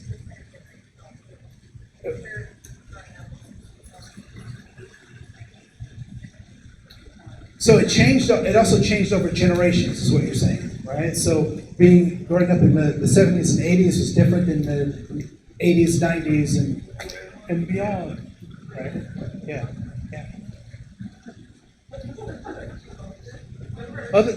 Yes.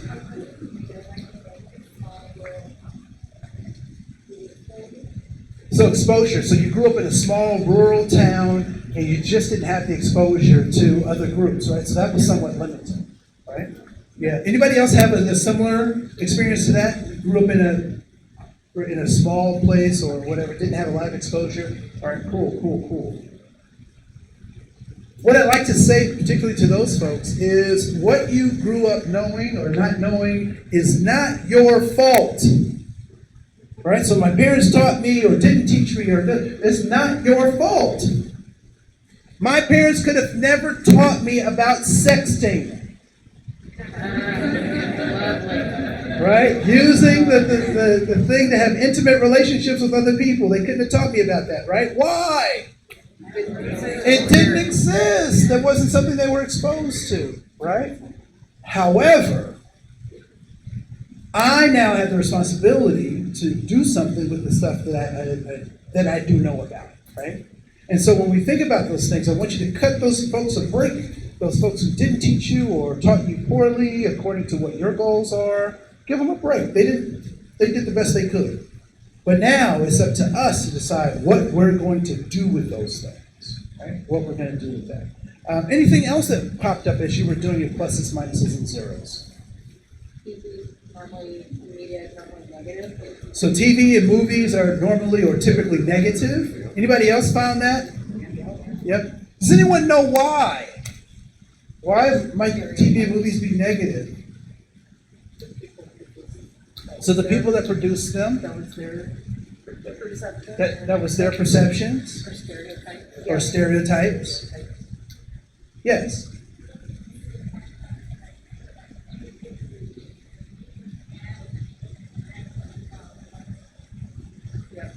Yeah,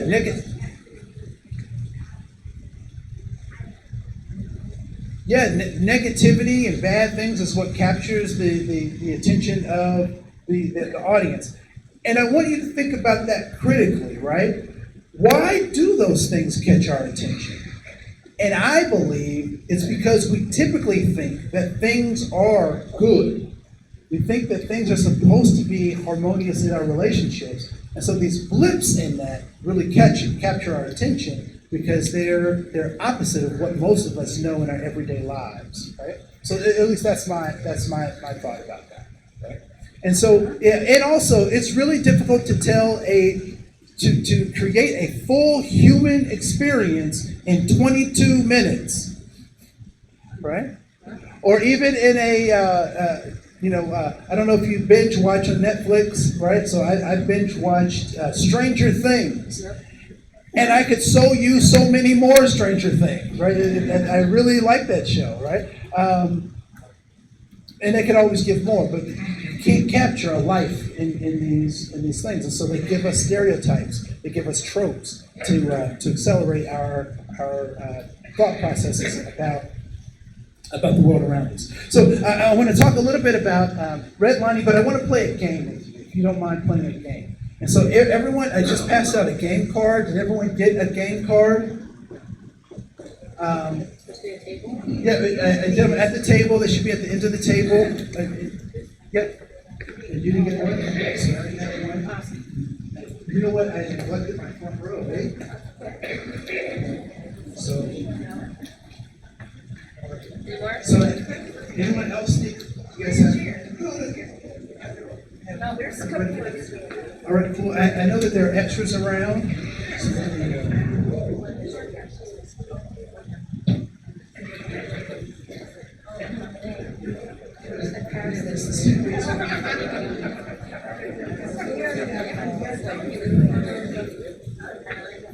All right, so everyone should have, yep, that's what I'm talking about. So everyone should have a roll at the top, your starting balance, and this is called the fair exchange game, right? So each of you see what your starting balance is.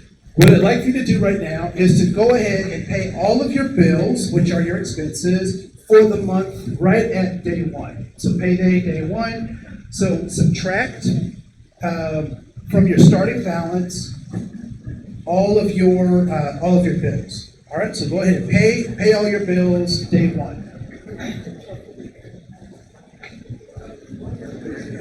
I tried to make an even number so it's easy to do. So pay your bills.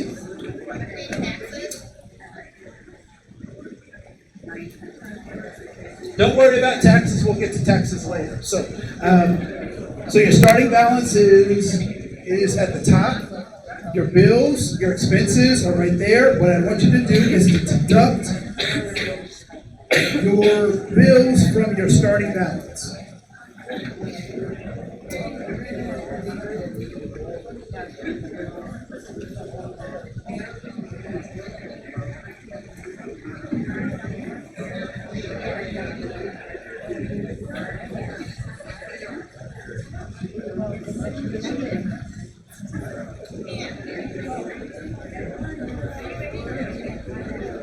All right, so as people are paying their bills, they're starting out your bills,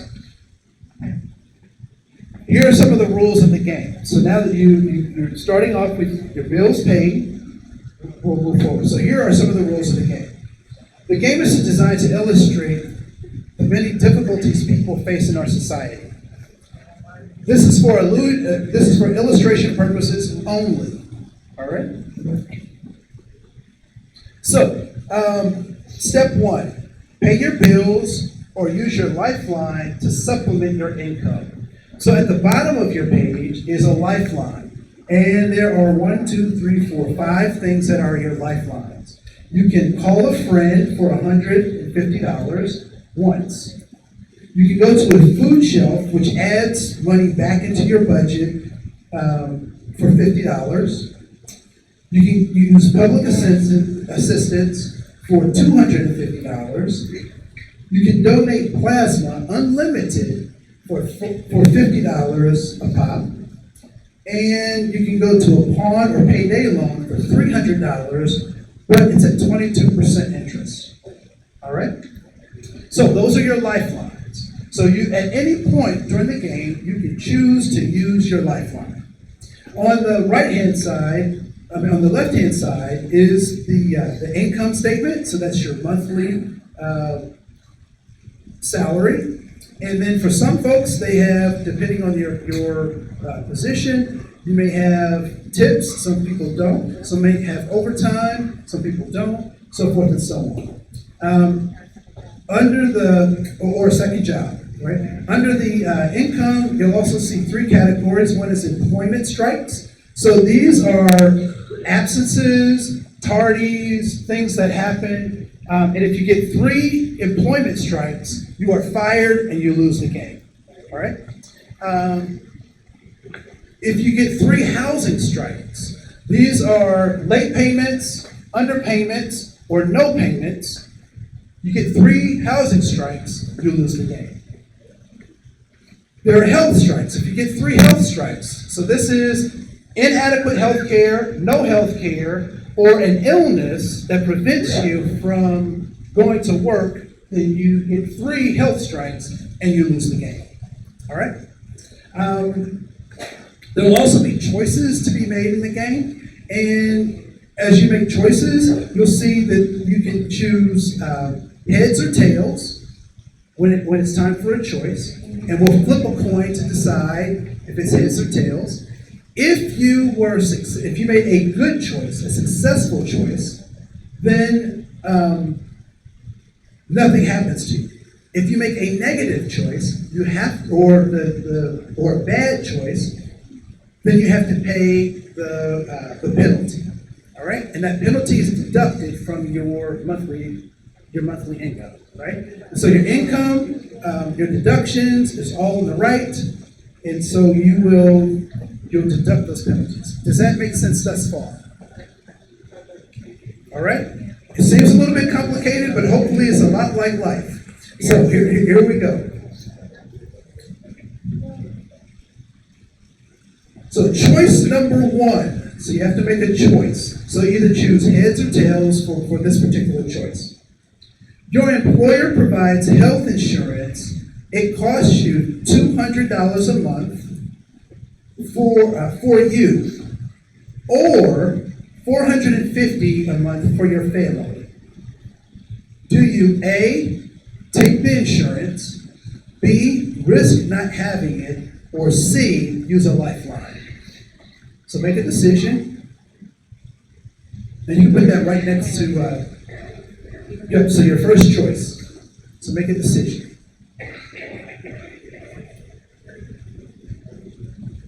So do you do A? A is take the insurance at either $200 a month or $450 for your family. Some of you have families, some of you don't. Do you risk not having insurance, or do you use a lifeline? All right. So this is your choice number 1, and depending on what you chose, choose either heads or tails.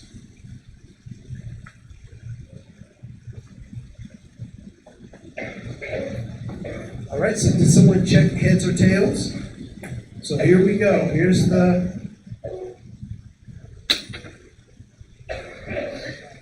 So the choice is heads. And heads is a positive choice. Right? So it's a good choice. Heads is a good choice. So if you chose heads, nothing happens to you. All right? Let's go to the next choice. School is out and you can't find a sitter. Do you A, leave the kids at home, stay home from work, or C, use a lifeline? Do you A, leave the kids at home, B, stay home from work, or C, use a lifeline? So choice 2, write your choice on the line, either on heads or on tails. So it's A, B, or C. All right? So let's flip a coin and see if that's a good decision or a bad decision.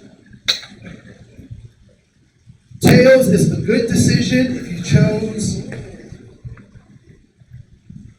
chose heads, deduct the penalty. Choice 3. A friend has broken up with their partner and wants to crash at your house for a few days. Do you A, let them at no charge, B, charge them for rent,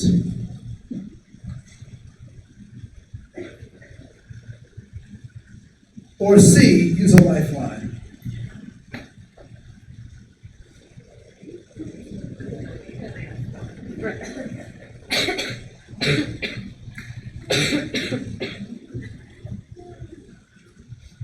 So put your choice on either heads or tails.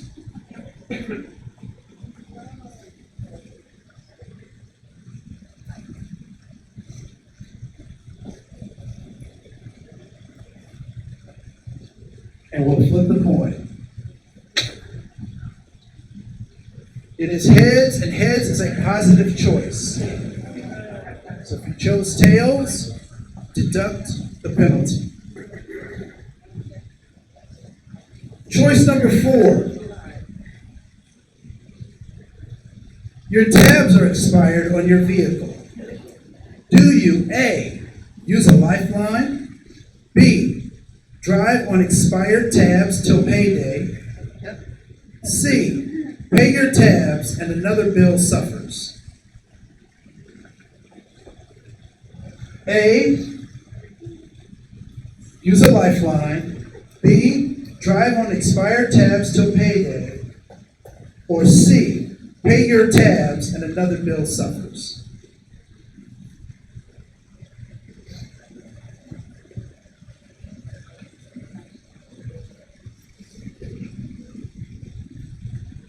So you made your choice, A or B. So we'll flip the coin. Tails was the good choice. Heads was the bad choice.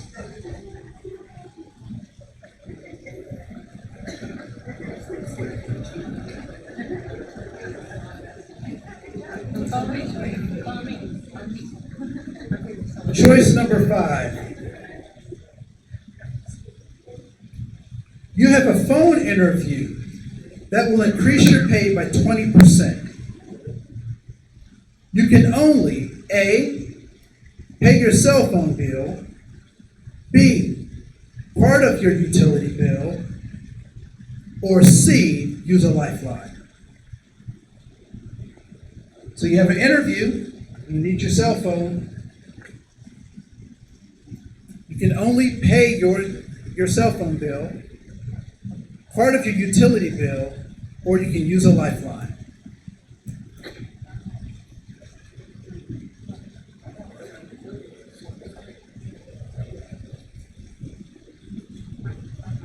All right, everyone's made their choice?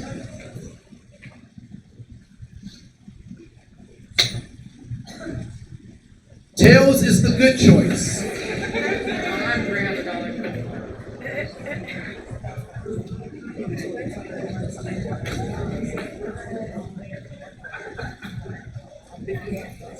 I don't have a line for this because I was only going to do 5, but I just want to do this last one, all right? And then we'll talk about this.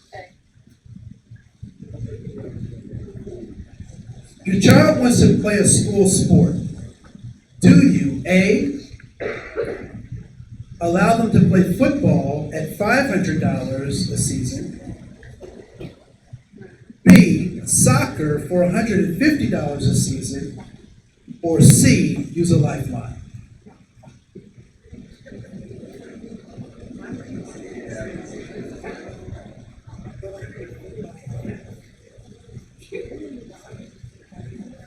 So make your decision, heads or tails.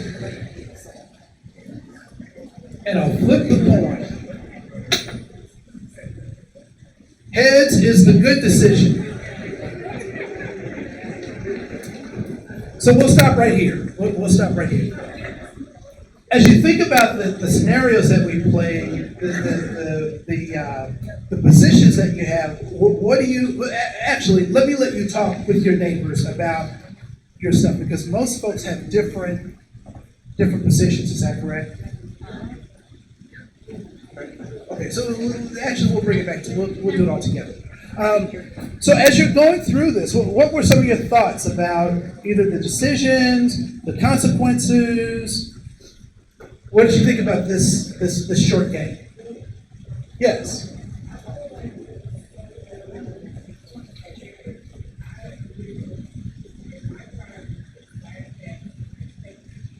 So you felt that these scenarios are very real, okay? So you've driven, or you've known people who have driven on expired tabs until payday, right? Okay. All right. Other folks. This is real life. You have to learn how to juggle. All right? Yes. Yep, so day one is payday, day two is broke. How many people were pretty close to not having money after day two, after paying all your bills?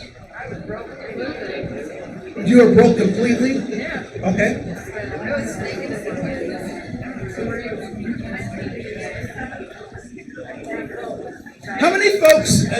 How many folks by question two were at least looking at, by choice two, were at least looking at your lifelines as options?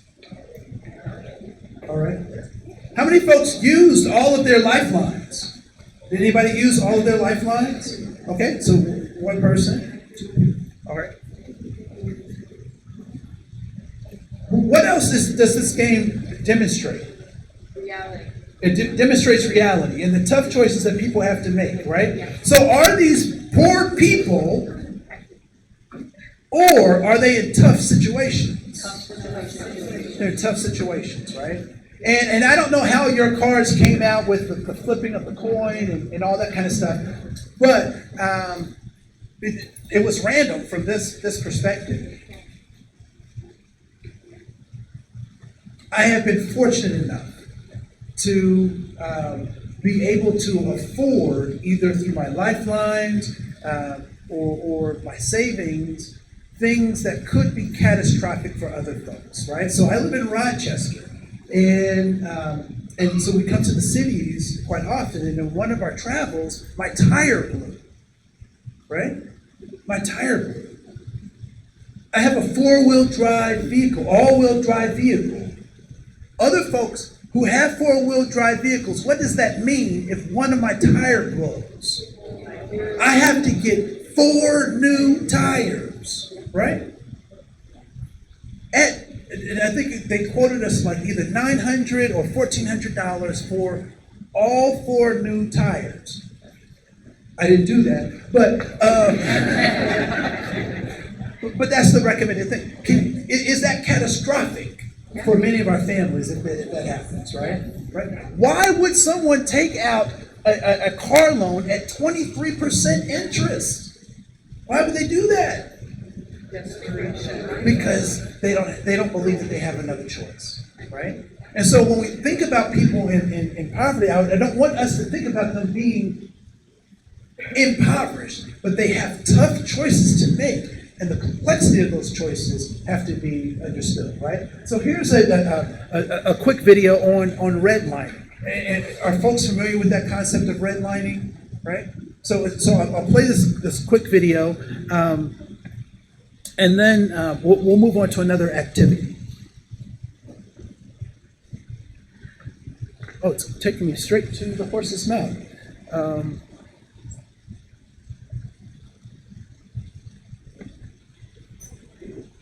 So how do I do that? On the screen, let's see, escape.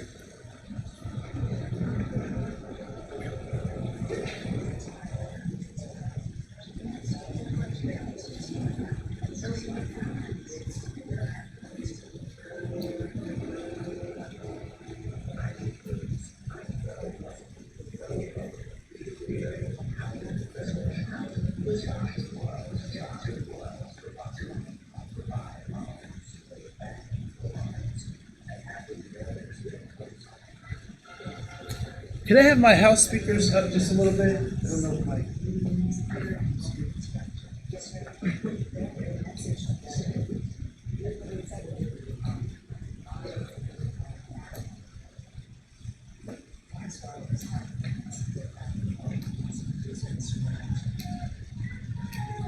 American dream suburbia.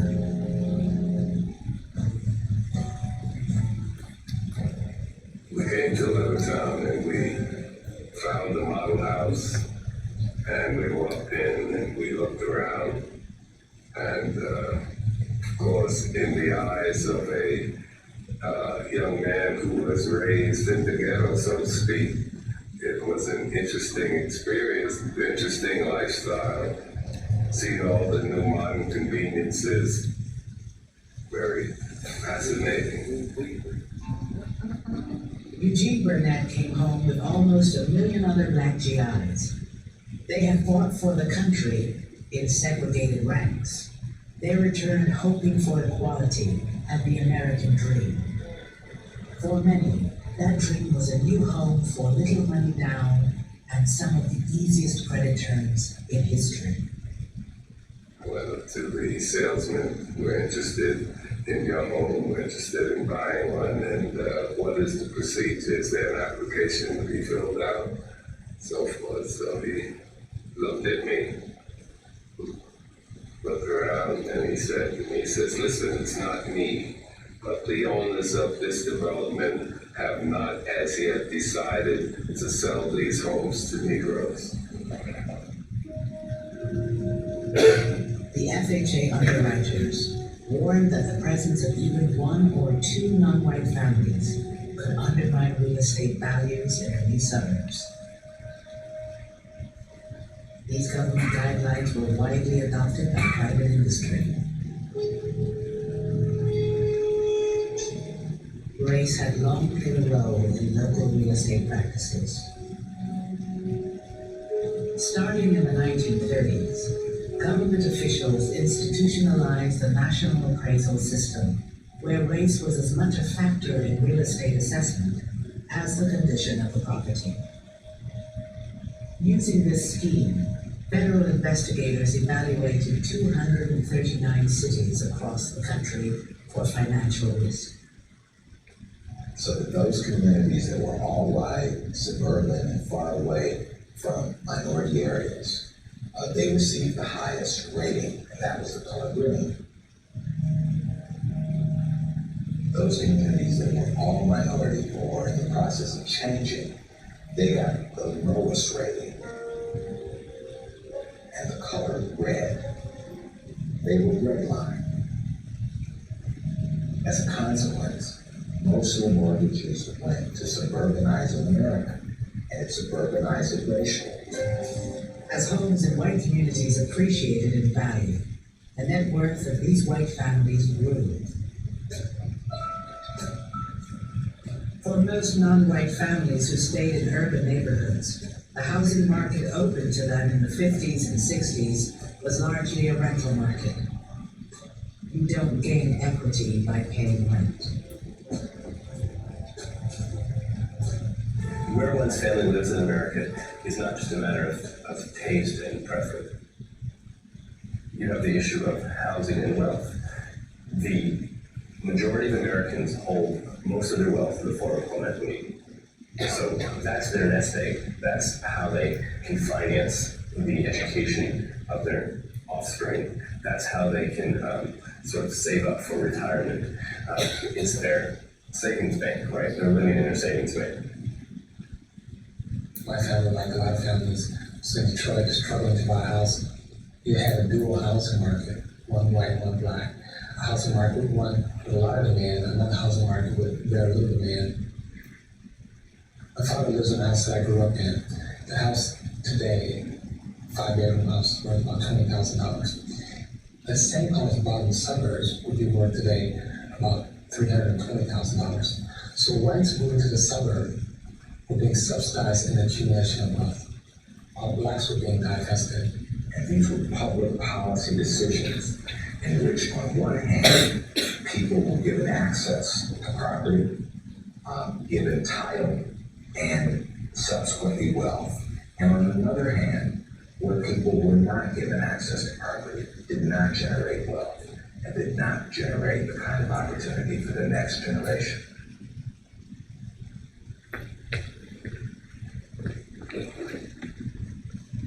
Thoughts, comments, observations?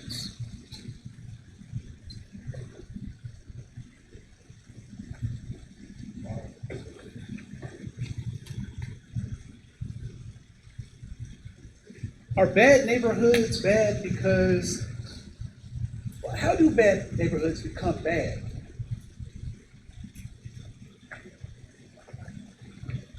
You guys know a bad neighborhood, right? I know from my experience, bad neighborhoods become bad when a section of a city where a group of people are living are forced to move away from where they were. They grew up comfortable with Okay. They're not exactly, or just like, Okay, so a neighborhood, from your perspective, becomes bad when people are forced to move from a place where they're comfortable to a place that they're not so comfortable. Right? Okay, other folks. Desperation, say more about that. So if somebody's in a certain neighborhood, if they're not able to pay their bills, they're not able to bill, and then they're just kind of it's snowball. Okay, so desperation snowballs because people do desperate things when they feel desperate. All right. Other folks. Yes. Oh, yes. Yeah. So your point, I wasn't sure how far your finger was going. Yes. Go ahead. So that neighborhoods have become bad when they're integrated. So they become bad when they're integrated. All right. All human behavior is what? We talked about it earlier. It is goal directed, right? So when I see a set of behaviors, I have to ask, what is the goal of that, right? So there are a number of communities who have an ordinance that says that if you are going to build a new development, that at a minimum, it must be 3,000 square feet. Is that a lot? Is that a big home? Why might a community say, if you're going to build a new home, it has to be a minimum of 3,000 square feet? What's that? It limits who can buy it, but it also maximizes taxes, right? So they are creating something very specific. So if that is a creation that is very specific, what could we say about these so-called bad neighborhoods? Could they also be created as well? There are three parts of town that I think is very interesting in the metro, right? So there is Ridgefield, South Minneapolis, and Edina. Are people familiar with that part of town, right? So what is unique about those three particular, I'm just picking on them because geographically they have some unique features. What is unique about those three particular suburbs or cities? Yes. So Edina is usually for the super rich. Don't want to pick on super rich because I want to be them one day. What else is unique about that? What's that? They're predominantly white. That's we can argue that, but I don't want to be white, but I don't want to pick on them either, right? They touch each other. Those three touch each other, right?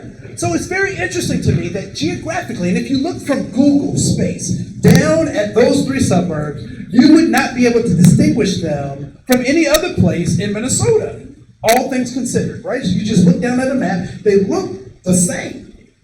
However, the property values in each can swing from $10,000 to $100,000 for the same square foot home, given which of those three entities that same square footage of home is in. What is the logic of that?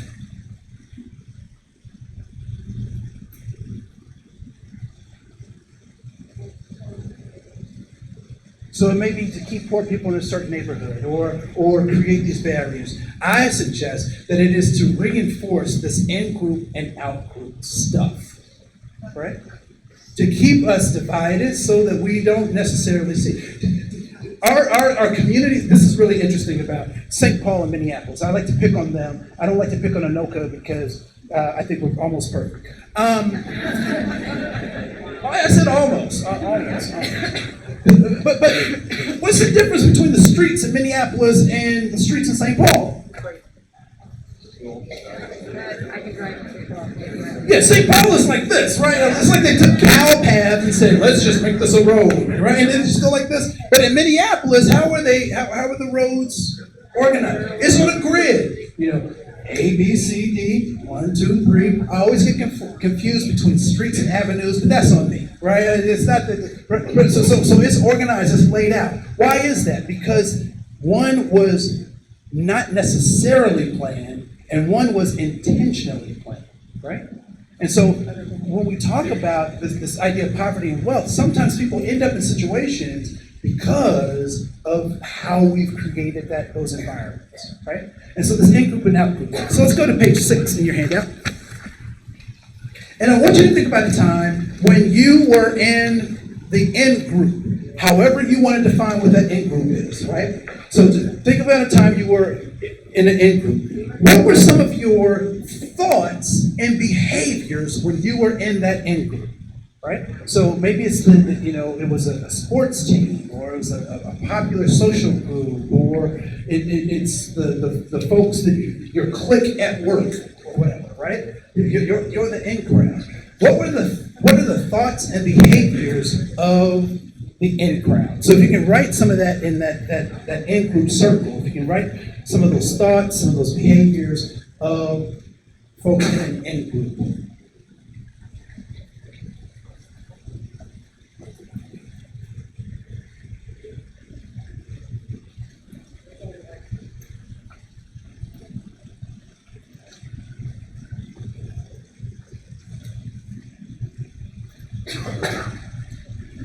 An in-group.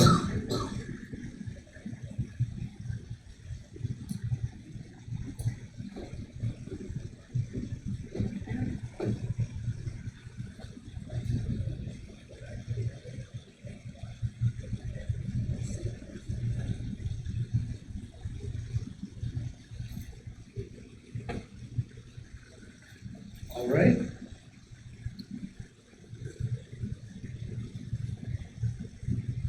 How many folks have found themselves in an in-group in some way, shape, or form? However you would define that in-group. Raise your hands high so I can see them. All right? Okay, cool. What are some of the features of an in-group? So what makes an in-group an in-group? They have common goals. All right, what else makes an in-group an in-group? They may be outgoing, okay? What else makes an in-group an in-group? They get benefits, right? So the in-group gets benefits. All right? I know that they're also always surrounded by people that are in the group, but there are people watching. All right, so there are people who are in the group that they're surrounding themselves around, but they're also surrounded by people who are outside of that group, okay? Cool. Let's move to the out group, right? So I want you to take just a couple of seconds and think about a time when you were a part of the out group. When you were a part of an out group. And what were some of the thoughts and behaviors of the out group? All right? So if there was a popular group or a big group and you weren't a part of that, you were in this out group. All right?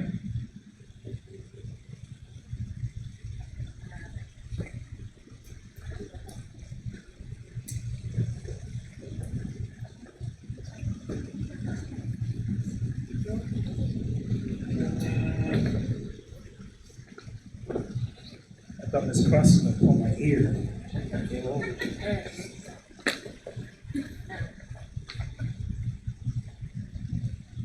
All right, so what are some of how many people have been a part of an out group? In some way, shape, or form, right? So what are the indicators or what are some of even the thoughts and behaviors of folks that might be considered this out group? What might be some of their thoughts and behaviors? They might be jealous of whom? Of the in-group, all right? What else? They might be defensive. They might feel alone.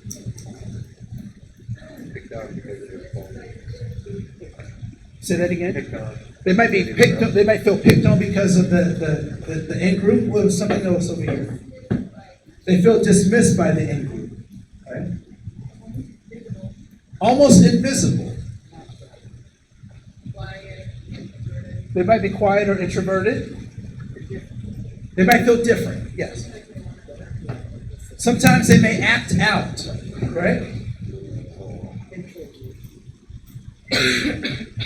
When we think about the nature of poverty, we even think about this redlining and the neighborhood building and that kind of stuff, and we talk about this establishment of in-group and out-group things. Does this help us understand how people might come to us if they feel one way or the other? Now, here's an interesting question. What is the in-group after? What are they trying to secure for themselves? Maybe status? Safety? Belonging and significance, right? So the in-group is trying to secure for itself safety, significance, and belonging. By what? What's their method? So A, excluding others, but then rallying their own stuff. So what are the motives of the out-group?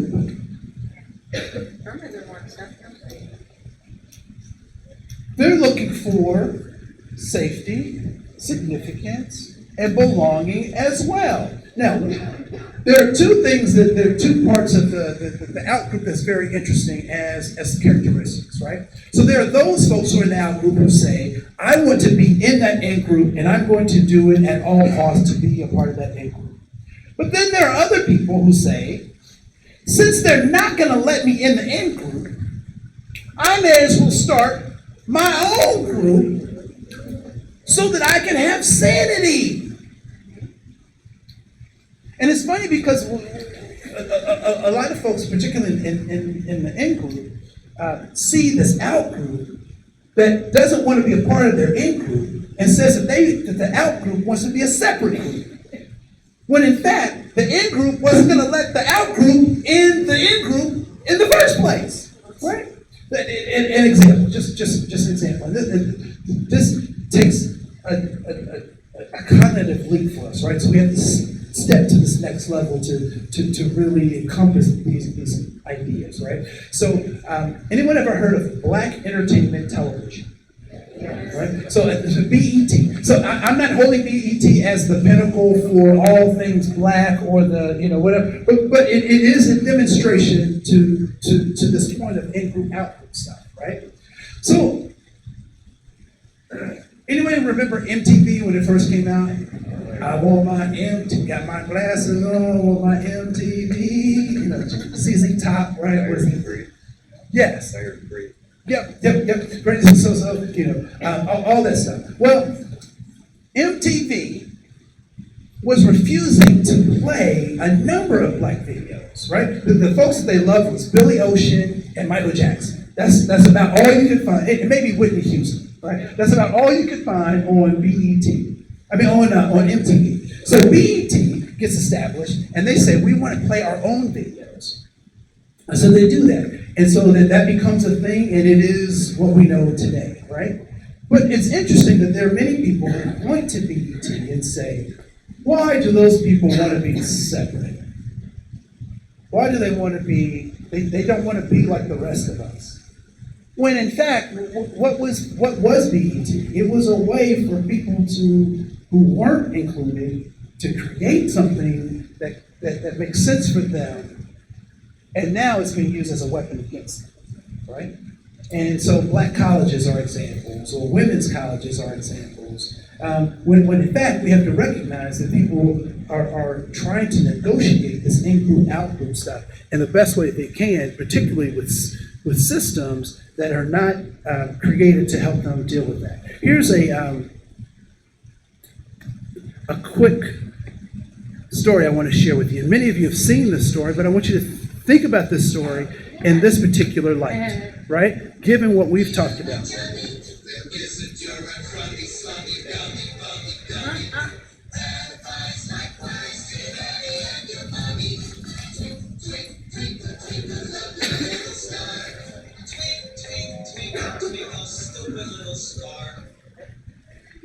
When the Starbelly Sneetches had frankfurt rolls, or picnics, or parties, or marshmallow toasts, they never invited the Flame-Belly Sneetches. They left them out cold in the dark of the beaches. From the heights of Luba to the gullies of the sea, there is nobody else who has one with a favorite view. And so a toast, raise your marshmallow stick, a toast, raise your marshmallow stick, and toast the glorious delegate that makes us what we are. Sound off and let the welcome ring in praise of our exclusive fame. A toast, raise your marshmallow stick, a toast, raise your marshmallow stick, a toast to your merry star.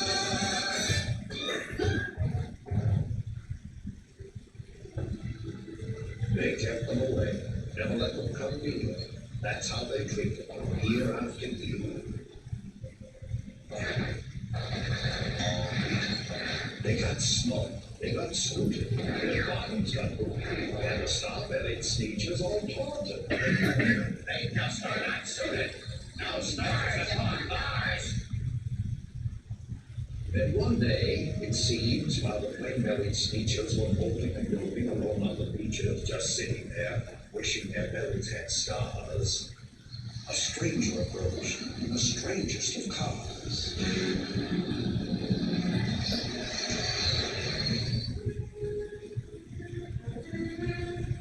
My friends, I have seen they've been treating you mean. My name is Sylvester, the monkey McQueen. I know precisely why you are so unhappy, and that I can witness. I'm the fix-it-up jacket.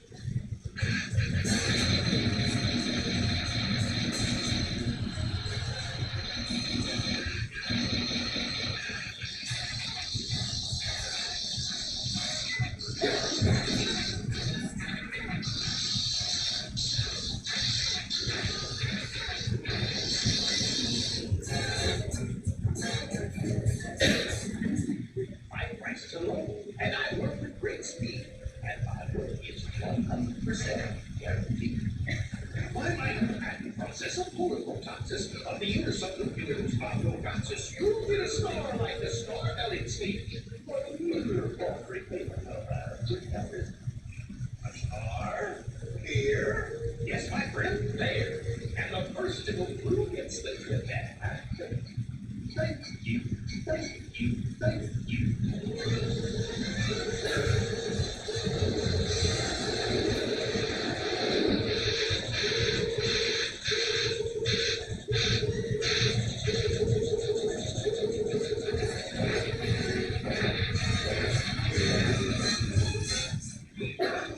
It works! Yeah, it works, it works!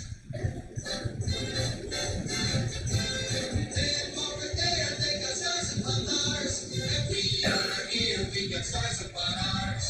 We got them all, so we got them too. For every little thing is really good as you. Now we're socially acceptable. The marshmallow toast. You'll have to send us invitations to your Frankfurter roast. Stars, stars, that's our lucky stars. All the speeches, on the beaches. Now got stars upon ours.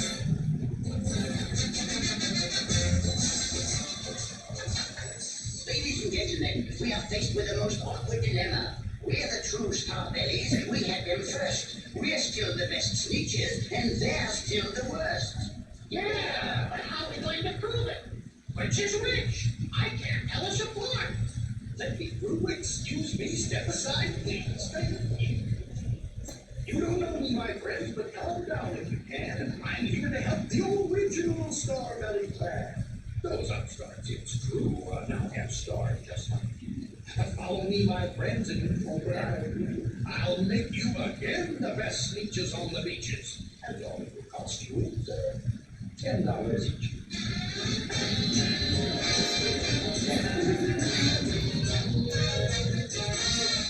Many stars might be friends or no longer in style. And I'll have yours off in a very short while in my wondrous machine which eradicates stars. Then you won't look like creatures who have them on ours. Eradicates thieves? Eradicates thieves with the greatest of ease, provided you pay your $10. If you could. Here's 10 for the boy and 10 for me. Thank you.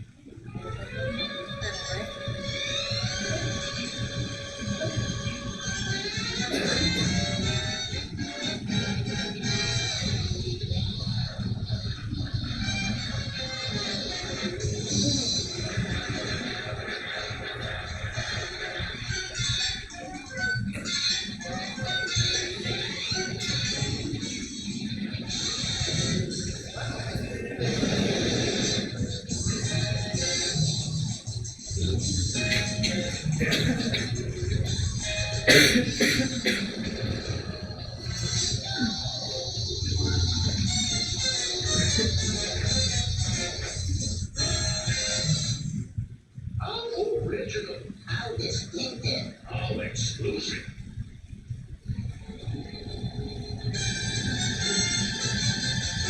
Now we know who is who, and there isn't a doubt. The best kind of speeches are speeches without the old-fashioned custom of walking about. With stars on your belly is O-U-T out. Abdominal stars we cannot abide. Abdominal stars are abominable. Abdominal stars are abominable. O-U-T out. O-U-T out. That all status symbol is O-U-T out. Then, of course, those with stars all got frightfully mad. To be wearing a star now is frightfully bad. Then, of course, old Sylvester McMonkey McBean invited them into his star-off mission. Thank you. Thank you.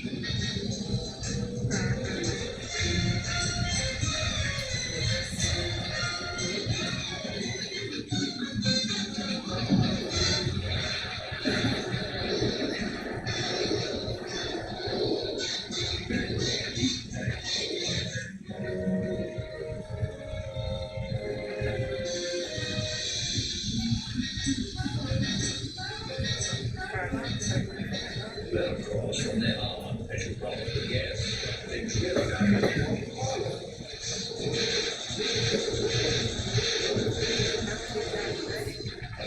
All the rest of that day, on those wild, screaming beaches, the fixin'-up chappie kept fixing up sneakers. Off again, on again, in again, out again, through the machines they race around and on again, changing their stars every minute or two. Kept getting one. They kept running through until neither the plane or the starberries knew whether this one was that one or that one was this one or which one was what one or what one was who. Then, when every last cent of their money was spent, the fix-it-up chap packed up and he went.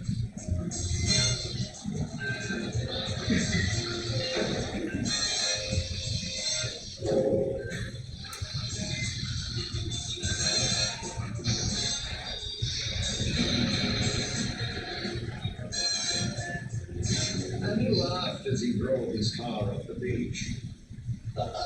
They never knew better. No, teach us But McLean was quite wrong. I am happy to say that the speeches got really quite smart on that day. That day they decided that sneeches are sneeches, and no kind of sneech is the best of the leeches. That day and rock on up upon God.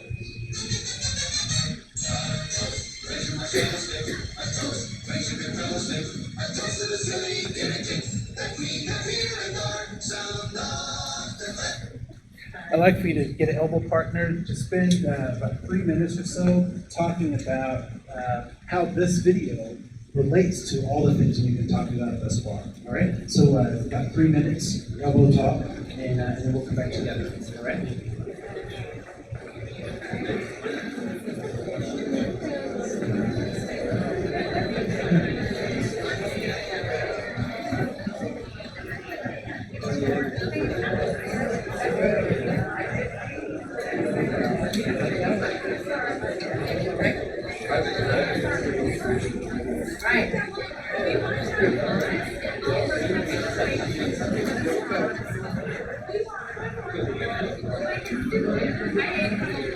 We should totally do that. Why don't we put a little star in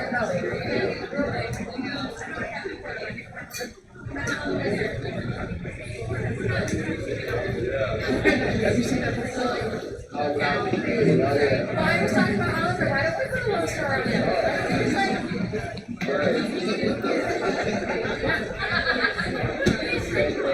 You want him to be a head?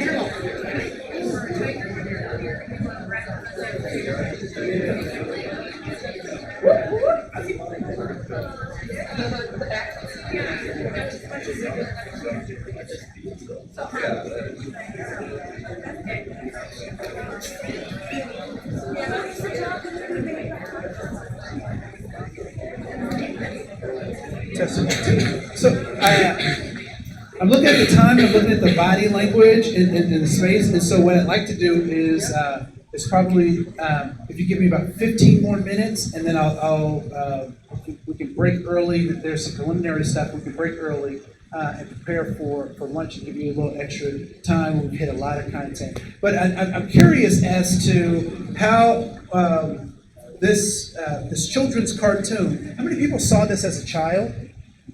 All right, cool. How many people have read the book, The Starbelly Sneetches, or familiar with that? All right, great.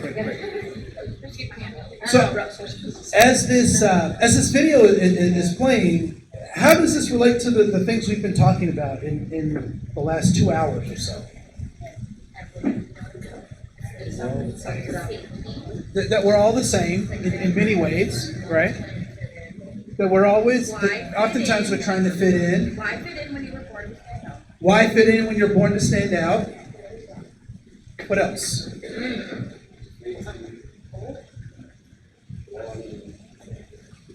Yeah, safety, significance, and belonging, right? And they were trying to procure those things in both those groups, right? Somebody is always trying to make money off of it. So I think that is an interesting point, right? Because my grandparents owned their homes, right? They owned their homes. And how does wealth get accumulated? Through owning a home. Most of us will the likelihood of actually owning the home is very dim because most of us upgrade our mortgages. Right? Upgrade our mortgages. And what I mean by that is we don't own homes, we own mortgages. And as we move from one home to the next, we just get a bigger mortgage. But we never actually get to a place where we own the home. So it is interesting that folks are always trying to make money off of us, right? And so as they were caught up in these obstacle illusions of looking at their differences, who came to capitalize on their thinking around their differences?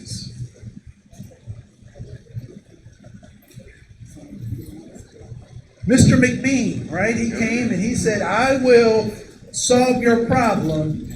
But what happened when the money ran out? So did he. So did he, right?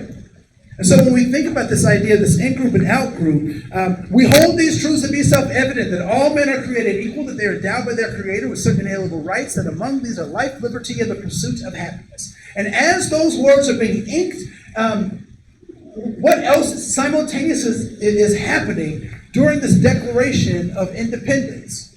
What else is happening simultaneously?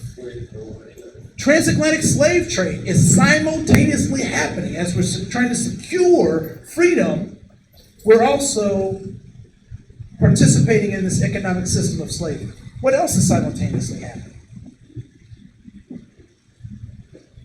The land is being taken from the indigenous people of this country simultaneously, right? And so we have to recognize that. We also need to recognize that it's important to heal the soul. That money issues typically are a result of trauma. And if we can solve trauma, we can solve problems. There's a growing movement in the addiction community that talks about trauma being the gateway drug, not marijuana, not cigarettes, not other things, but trauma. Because what people try to do is medicate themselves to heal their trauma.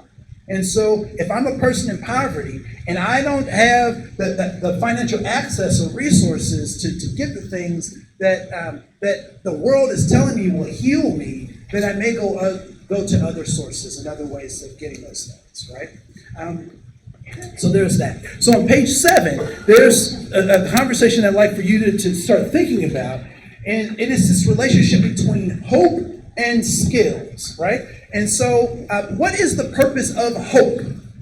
What is the purpose of hope? So it is motivation. What else is hope? It could be an improvement. What else is hope? Change. A cause for change. What was that? A belief that things will get better, that they will change. I think even on top of that, the optimism. So the optimism to believe that things can get better, right? This is what I taught at Bethel, and I taught pre-service teachers, and I would tell them this kind of stuff. The worst thing you can give a student is hope. Without skills. You can be anything you want to be. That's typically how we talk to young people, right? You can do, but if you're not willing to do push-ups, there's no way you're going to be in the NBA, right? You can't be a soccer player if you don't want to run. So one of the things when we talk with our families, we need to give them hope, but we also, and we do this on a regular basis, and I don't know if we recognize the dynamism in which we do that. But when we talk kind to people who are not talking kind back to us, we're teaching them how to talk kind to people. We're giving them a skill, right? We give people access to resources to get their felt needs met, but we also teach them about how processes work. Anybody collect baseball cards growing up? Anybody? Okay, baseball cards growing up, right? What's the basic premise behind collecting baseball cards? How does it work? Everybody else is doing that at the time. So everybody else was doing, all the people in your network were doing that at the time, right? But how does the collection of baseball cards work? What's Trying to get the autograph. Right? So you try to get the autograph card or the rarest card, right? If I saved the ones from my spokes on my tires of my bicycle, I'd be a rich man. Yeah, if he had saved all his cards from his childhood, he'd be a rich man, right? So you try to, so it's buy low, sell high, right? Get the rarest card versus the other cards. Do you know what that teaches? Investment strategies. Baseball cards was never about baseball cards. It was about how to invest. It was about how to invest. And so when we think about these hopes and these skills, we give people hope, but we have to give them the skill. Trial and error. We give them the things that they think are necessary, right? We also have to recognize the role that the ego plays, even with people in poverty. Even with people in poverty. Ego plays a role. What is the ego? Oh, sorry. Yeah, put a star on your belly, you're right. What's the ego? People have heard that before, right? It was in one of the Avengers movies, right? Ego of the planet. Right? What is ego? Oh, Guardians of the Galaxy. I'm sorry, I offended a comic book fan. All right, my fault. Yes, in the back. It was what? Oh, you're on her team. She was like, get it right. It was the second movie, okay? Not the first one. So ego is that thing that says, it's the thing that says I'm me, right? It's the thing that says Andre is an individual, and I have needs and desires, and I'm going to get those met. It is the all-encompassing kind of ethos or part of our spirit that says, I'm going to get safety, significance, and belonging by any means necessary, right? It is that part of us, right? And so that part of us has to be protected. But one of the things that our systems do when we go to work with folks is we come as an assault on that ego, right? So I have to fill out a form and tell you all of the people who live in my family. I got to tell you what they make. I got to tell you their eye color. I got to tell you what time, people, use the bathroom, what we have for breakfast. I got to do all of this stuff before you give me my stuff. What does that do to the ego? It shoots it down. It makes it an adversary, right? So it wants to protect itself, but a number of our systems require that people expose that ego, right? And so what I want us to be mindful of is not that we can, in many cases, change that system, but I want us to be recognize that system as people come to us to be helpful. And so when we talk about the servant spirit, it becomes more important, particularly as we interact with people who are in these systems of poverty, to give them more respect than we would someone who's not that, because we want to give them what is theirs as a human being, but we also want to give them some skills on how to get things done, right? And lastly is this idea of face. And face is the protection and the respect that we give the ego as it encounters us, right? So there's so in my faith community, there's a guy who is very beloved in our faith community. He's an older guy and very proud man, very proud man. And so I made the mistake of walking up to him and I said, sir, can I come cut your grass? That's what I asked. Sounds like a benign question, right? Pretty benign. But what was that an assault on? On his ego. Suggesting not only that he can't do it, but I should do something for him that he can't do for himself, right? So I assaulted his ego. Didn't even recognize that's what I was doing. I thought I was being helpful, right? And when I recognized it, he was like, no, I got it, I can do it. And it's clear that he can't and couldn't and probably wouldn't do it, right? So then I approached him differently. I came back to him and I said, sir, I'm going to be in your neighborhood on Tuesday, and I'm doing some stuff. And so I was just wondering if I could just stop by your house, hit the lawn, because I'm doing some other stuff in that same area. So, would you mind if I just stop by? Guess what he said? Well, if you're going to be over there, if you just come on in, and stop and do it. Da, da, da. How were those interactions different? He had a choice, and I gave him an opportunity to save face, right? And so when we're interacting with our families, number 47,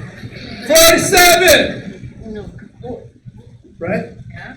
I know it's a necessity to because you can't call everybody by their name, and sometimes we can't pronounce people's names, and we got to work on that too. But there's a way in which we say that, and we create those caring environments that are very personable and respecting of the face of folks who are in front of us. Right? So that's how we address those. And then lastly, on the back.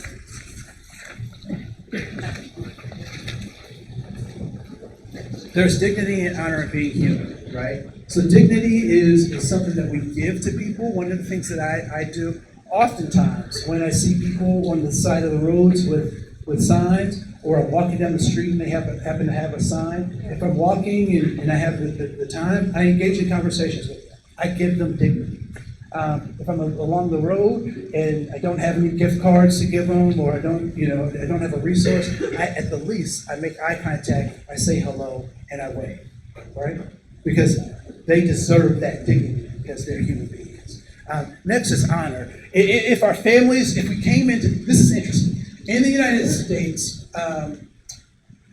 And actually, I was surprised that this happened. This did happen, although they misspelled it. But it did happen. So I know in European countries, particularly like Norway, Sweden, Finland, when babies are born, the government sends them a letter and says, "Thank you for having a finished baby." That's the kind of stuff they do, right? I got one from Olmsted County, right? It was great. They misspelled my baby's name, but that's okay. The point was made, right? It was good. But can you imagine if that happened on a national scale? If we said, "Thank you for having," right?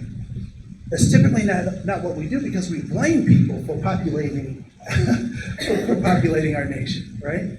I also think it's interesting that anyone watch Little House on the Prairie growing up? Yep.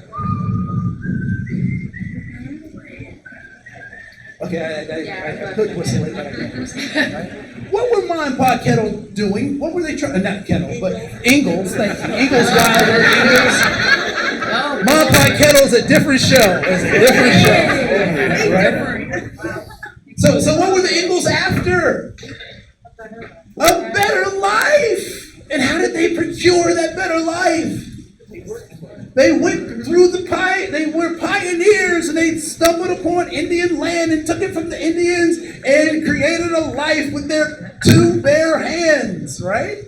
And we say, woohoo, good for them. But if I come from Chicago to Anoka County for the same thing, I get villainized, right? So we have to change our thinking. Right? There may be some push and pull factors from another country that people are saying, I want to make a better life here. I can choose anywhere, but I want to make a better life here. And so it requires us to have a different kind of thinking. So if we honor folks who are in our presence, not because they've done anything, but because they are human, that's important. And also being. How many of us bought a ticket or passed a test that allowed us to be born? Anyone buy a ticket, pass a test, right? No. All of us accepted an invitation to be here. I don't want to think about how that invitation happened, but we all accepted an invitation, and we're trying to figure out what it means to be human, right? What does it mean to be human? And human has two definitions. One is being a biped, having opposable thumbs, a big brain, and a belly button. If you ever encounter a person without a belly button, be concerned. All right? That's the first definition of human. The second definition is an adjective, right? So how are humans described? So what does it mean to be human? And it means to be able to make critical decisions, to bounce back, to be resilient, to make mistakes, to be to hold both evil and good as a possibility in everything that we do, right? And so when we talk about these rules of power, this helps us to recognize why people behave some of the ways that they do, right? So rules minus relationship equals rebellion. So if I just give you rules, and I say, just fill out this form, just do this, do I get the form back in a timely manner when I just say, just fill out this form? Typically not, right? But when I talk with folks and I interact with folks and I say, these are the reasons we need it at this point in time. Can you get this back to me? What resources do you need to get this form back to me? How can I help you? Jenna, I really appreciate the opportunity to work with you on this. Can you give me this form? Boom, boom. What happens with that form? Yeah, because there's a relationship, right? Rules plus relationship equals respect. So when there's a relationship, and there are rules, there's respect. And power is the ability to get things done, and empowerment is giving people the ability to get things done.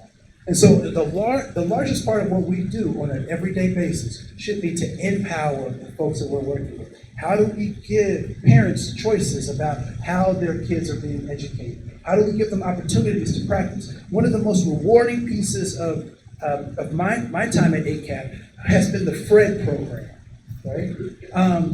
And I don't know how many folks have interacted with the FRED program. I see a bunch of us over here. But I love it because it's a time where dads get celebrated for being dads with their kids. Right? We're often, as men, we're often talked about as how bad we are, the things that we're not. places where we're lacking or gapping in our families, but this is a demonstration of the commitment that men of all groups have to their children, right? And so that's important. And the last thing I want to leave you with before we break is who can eat your fruit, right? So we started out this whole conversation talking about the power and privilege that we have power and privilege. But if no one else can benefit from our power and privilege, is it any good? So my first trip to Arizona, I think I was 17. Anybody been to Arizona? Okay, cool. So you can help me with this, right? So in Arizona, there's nothing from Arizona. Not the people, not the trees, there's nothing, everything is imported to Arizona. And they have lots of, anyone been Phoenix, Tucson area, right? So what's one of the major features of that kind of Arizona, Phoenix, Tempe, Scottsdale landscape? What do they have lots of? Cactus, and what else? Somebody said old people. It was Patrick. I'm not going to say it was Patrick. Right? Yeah, fruit trees. Fruit trees, right? So I'm 17. I'm from Dayton, Ohio, Midwest. Haven't been out anywhere. They won't let me out too many places when I was young. So I get there. I have a backpack, and I'm walking around, and I see these oranges on the ground, and I'm like, why are these people wasting these oranges, right? So I sneak oranges into my backpack, right? I'm sly. I sneak them in my backpack. So at the end of the night, I have a whole big backpack full of these oranges. So I go to my hotel room, and because I'm a little bit sheepish, right? Because I don't see anybody else picking up these oranges, and I don't know why they're not picking them up and that kind of stuff. But I'm like, I'm not wasting this. I'm from the Midwest. We're resourceful, right? So I go back to my room, and so I start, and the orange was like this big. It's an orange about the size of a grape, right? And so I start peeling it, but then the peel was like an inch thick. And I was like, well, this is strange, right? So I peeled the orange, and I'm excited because I have all these free oranges in my backpack. And so I'm peeling the orange, and I quarter it. And I'm the kind of guy, I will take the time to take the veins off the peels, right? I'm that guy, right? So I'm taking the peels off, and so I'm excited about this. And so then I quarter it, and I take the quarter, and so by the time I peel off all this thing, the orange is about the size of a tennis ball, right? I mean, or a golf ball, or whatever, right? And again, strange, but I'm like, whatever. It's Arizona, right? So I put it in my mouth and I bite into it, right? Yeah! It was the most disgusting thing. So I asked some people about this, right? But I'm doing it on the slide because they don't know I have this whole big backpack. And I'm like, what's with these oranges? And they said, well, they're not real oranges. They're just decorative. And I was like, oh. So I ended up throwing away all these free oranges that I thought I had procured, right? So, but I wonder about us. We have gifts and we have talents and we can do things. But are we using them for ourselves or for the advancement of other people? Right? So if I took orange juice and I just fed that back to the orange tree, what would happen to the orange tree? If it only took its juice exclusively, it would die. So our gifts, our talents, the way we see the world, the way we interact with the world, might not just be for us. And I would suggest that it's not. I believe that the shows like American Idol are a lie. It is not your gift is not to make you famous, but for other people to enjoy. The fact that you went to school, or you have a certificate, or you worked in it, and you've got this resource. The resource is not just for you, but is for you to share with other people. And so those oranges in Arizona, were those fruit? I would say they were not fruit, because they're not useful to anybody. Are you taking your coins? Are you multiplying those? Are you investing those? Or are you hiding them in the ground? And when it's time to reap that harvest, what will people say about what you've been able to contribute? Our families aren't poor.